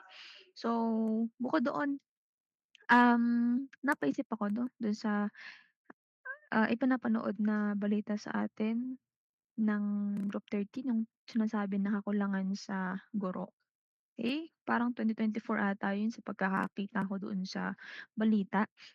Kulang daw yung guro sa Pilipinas. Sa katunayan po ay, kaya po siya nagiging kulang ay dahil sa national budget po. Ano, sa katunayan marami pong mga, ah tawag dito, maraming mga college graduate na ang tinapos ay education. Marami po ang nakakapasa taon-taon. Ano, ang kulang po sa, ngayon ay yung budget para makapag-hire ng guro sa pampublikong paaralan. Yun po ang kulang sa atin. Okey. So, kaya nasabi na kulang ang kaguruan, okey, dahil, kakaunti lamang yung nilalaan o hindi sapat yung budget na nilalaan ng gobyerno para dito. At bukod doon ay tunay din yung mabagal na proseso ng hiring sa, ah, sa DepEd. Grabe napakabagal ano. Marahil kaya hanggang ngayon ako'y hindi pa rin nagkakaroon ng lakas ng loob na makipagsapalaran sa DepEd na dahil kumbaga, ay malay ako sa sistema po sa DepEd 'no. Kaya ngayon ay pinipili ko muna din na magturo dito sa, pambansang pamantasan.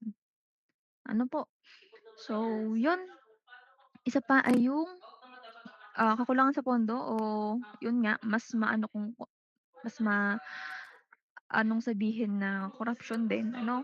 Sa lahat naman ng ahensya ay merong anomalya, merong mga korapsyon ano, gayon din dito sa DepEd, walang kawala ang DepEd. Ano, yun nga na maganda dahil naisama po ng Group 13 yung confidential fund. No, grabe namang confidential fund 'yan. Ano, 150 million lang naman. Ano, imagine niyo kung ilang ilang paaralan na ang maaaring ipagpatayo doon sa halagang yun. Ano po at bakit Diyos ko po, bakit confidential? Dapat naman yung mga proyekto o programa ng mga pamahalaan o ng bawat kawani ay transparent, kita 'no, nakikita ng publiko 'no, dahil siyempre yung, buwis ay nagmumula sa mga mamamayan 'no. Yun, ito yung isa sa kalaban din natin ano, korapsyon. Iba't ibang mukha ng korapsyon, nandiyan na naman tayo sa korapsyon na iyan. Ay, ano yung resulta ng mga suliraning ito? Una, siyempre pagkakaroon ng mababang literacy at numeracy rate. Ano po, noong, taong, wait lang, balikan ko lang yung isa kong nilista. Ayan, noong taong 2018 ito ay mula sa ulat ng ibang block 'no, ah, tayo po ang pinakamababa 'no, sa 79 na bansa, dun po sa PISA. Okey, noong 2022 naman, out of 81, pang-rank 78 po tayo 'no, gano'n kababa ang ating, estado dito sa PISA na ito.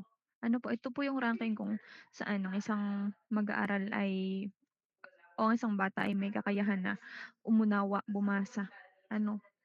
Ayun, talagang nakakalungkot dahil meron po tayong, krisis sa edukasyon.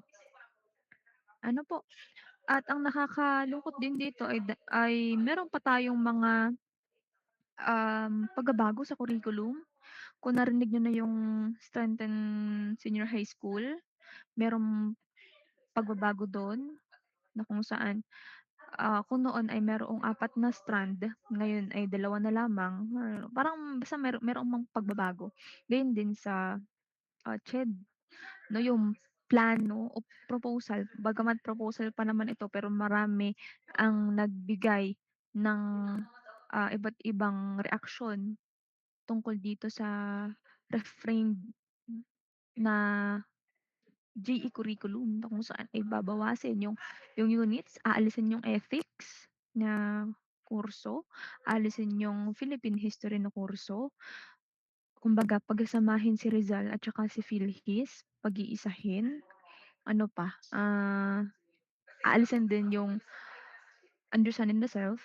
Ayun, ito naman ay proposal pa lamang po ano at open pa daw po ito for revision ayon sa CHED. Pero ayun nga, gaya ng issue tungkol doon sa pagtatanggal ng asignaturang Filipino noong taong 2013, marami din ang nagbigay ng, negatibong reaksyon dito sa panibagong proposal ng CHED. Ano, kumbaga ang nakikita ko sa Facebook, meron na ngang education crisis dito sa ating bansa. Ganito pa ang gagawin, aalisin pa yung mga sinasabing pundasyon ng edukasyon sa kolehiyo. Ay, so nakakalungkot dahil may mga ganito pang pangyayari ano, sa hindi lamang sa DepEd kundi maging sa CHED, okey? So, ayun, nabalikan din natin ano yung tungkol sa K-12, ano ito ay paksa na natin nung unang unit ano, tungkol sa K-12 at saka yung sa mga ASEAN integration, tsaka yung pag-aalis nga po ng, Filipino sa kolehiyo. Okey, so yun ang aking masasabi ano tungkol po dito sa ating paksa. At maraming salamat at pagbati sa huling pangkat natin ano, kina Perez, Dilay at Atienza. 'No, gayon din pagbati rin sa lahat dahil kayo ay nakaraos na, yes naman. Pare-parehas na tayong nakaraos dito sa, ah, isang kahingian ninyo sa kurso 'no. Ito po ay, sabi ko po sa inyo para po itong katumbas ng quiz. Ano kasi ang quiz po ay 20%. Sa katunayan ito pong presentasyon niyo na ito ay mas malaki ang puntos kumpara doon sa gawain na inyong, um, ah, tini-turn in sa Google Classroom. Ito po ay kasalukuyan kong chine-checkan ano, malapit ng matapos, malapit ko ng i-return yung resulta po nito sa inyo. Okey? 'Yun, ano pa ba ang aking sasabihin? Tungkol sa ating ano, sa ating finals sa susunod na linggo 'no. Hindi ko maalala kung nabanggit ko ba 'to sa inyo, yung schedule. Pero sige sabihin ko na uli ano, para naman naipo-post ko ngayong araw. Maulit ko lang din ngayon. Sa May 12 ay mula kay Ani hanggang kay Dilay 'no, at tapos sa May 14 naman mula kay Di Mailig hanggang kay Ilagan. Okey, so isa-isa lamang po ang pagpasok sa Google Meet. Ano, ang makakarinig lamang ng inyong talumpati ay ako, ano, at marahil yung mga kasama ninyo sa, inyong kinaroroonan. Okey? So, marapat din na kayo ay magsuot ng angkop at disenteng kasuotan ano, pero, kahit di na kayo mag-coat basta yung komportable kayo at kumbaga presentable, ano. Yun, tapos, um, ang gagamitin po ninyo na device ay cellphone po lamang, ha, at naka-portrait po yung orientation ninyo. Tapos yung ibang mga gadgets o mga devices ay itatago po, okey? Gayon din nakasarado sana yung mga, notes niyo, yung mga tala ninyo ano, kasi bago po kayo magsimula ng pagtatalumpati ay akin pong titingnan ang inyong pong mga lugar, ha. Makikitingin ako, makikisilip ako ng inyong area kung okey po ba ano, kung handa na ba para talumpati. Ano, para masuri ko at masigurado natin na nakakasunod tayo sa alituntunin na aking ibinigay sa ah, susulit ninyo. Okay? Ano pa ba ang maaring ninyong itanong? Yun, yung mga paksa po na nakalagay sa Wheel of Names or randomizer ay general po yung topic. Ano, kagaya nito, yung sistemang ekonomiko, no, kaya ay tungkol sa kahirapan, yun, ganun yung mga paksa na ilalagay ko. Okay, so nasa sa inyo na po ang desisyon kung ano yung pagtutuunan ninyo ng pansin sa inyong talumpati. Okay? Tapos, yun lang naman. Kayo po ba'y may katanungan? Kapag po kayo ay may katanungan, taas po kayo ng kamay. Kung wala po ay thumbs down po tayo.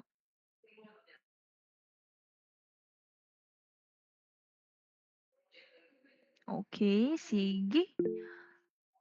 Yan. Yes, ano ang katanungan? Elaine? Maaari po bang magkaroon po ng like example po kung ano po ang magiging tanong po sa impromptu speech po? Ano, hindi siya tanong. Wala po akong ibibigay na tanong. Topic lang po talaga. Okay. So, kaya nga sabi ko po sa inyo, kayo ang bahala. Ano, maaaring kayo yung mag-ready na, ano. Yun nga lang, 13 topics. Pero, kayang-kaya ninyo yan. Wala po akong ibibigay na katanungan. Malaya kayong makapaglahad ng inyong paksa. Basta ang ilalagay ko sa randomizer ay yung mga general topic po. Ano bang ilalagay ko? Yang mga sistema ekonomiko, unemployment, climate change, pagmimina sa Pilipinas, yun. Ay, kaya nga po sabi ko rin sa inyo nung una ko pang anunsyo ay maghanda na rin kayo ng panimula na akma sa lahat ng magiging paksa ninyo na maaring mapatapat po sa inyo. Okay? So, may katanungan pa po ba?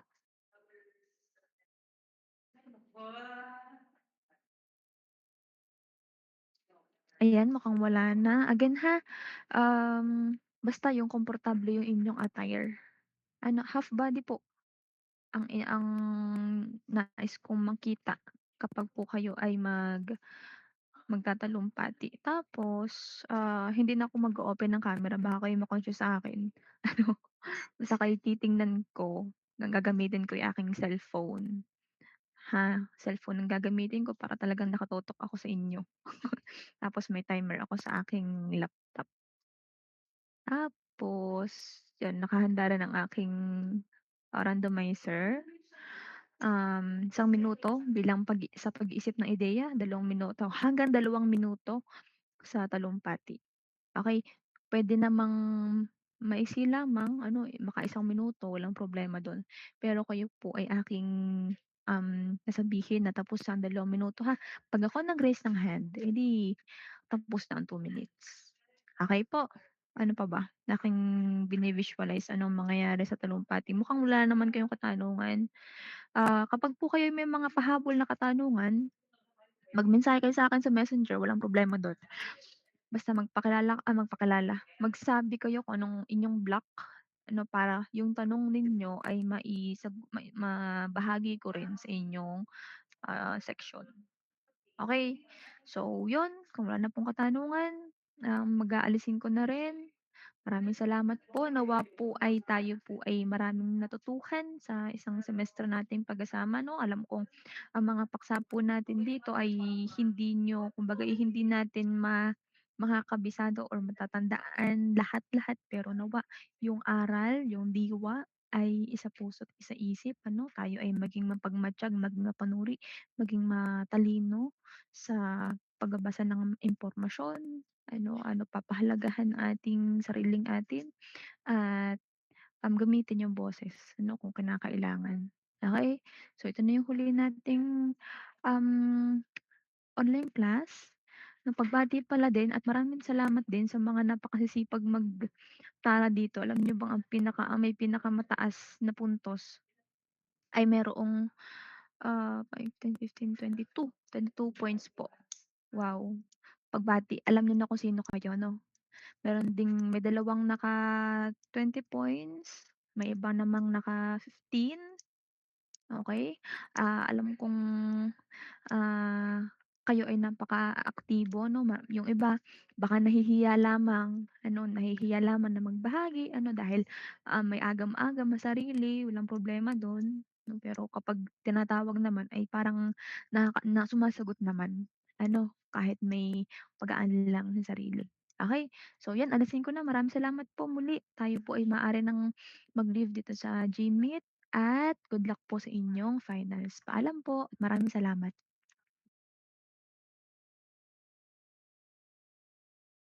Salamat po. Thank Salamat you po. po. Thank Paalam at you. maraming salamat po. Sige po, ma'am. Salamat po. Thank you. Thank you din. Off ko na po.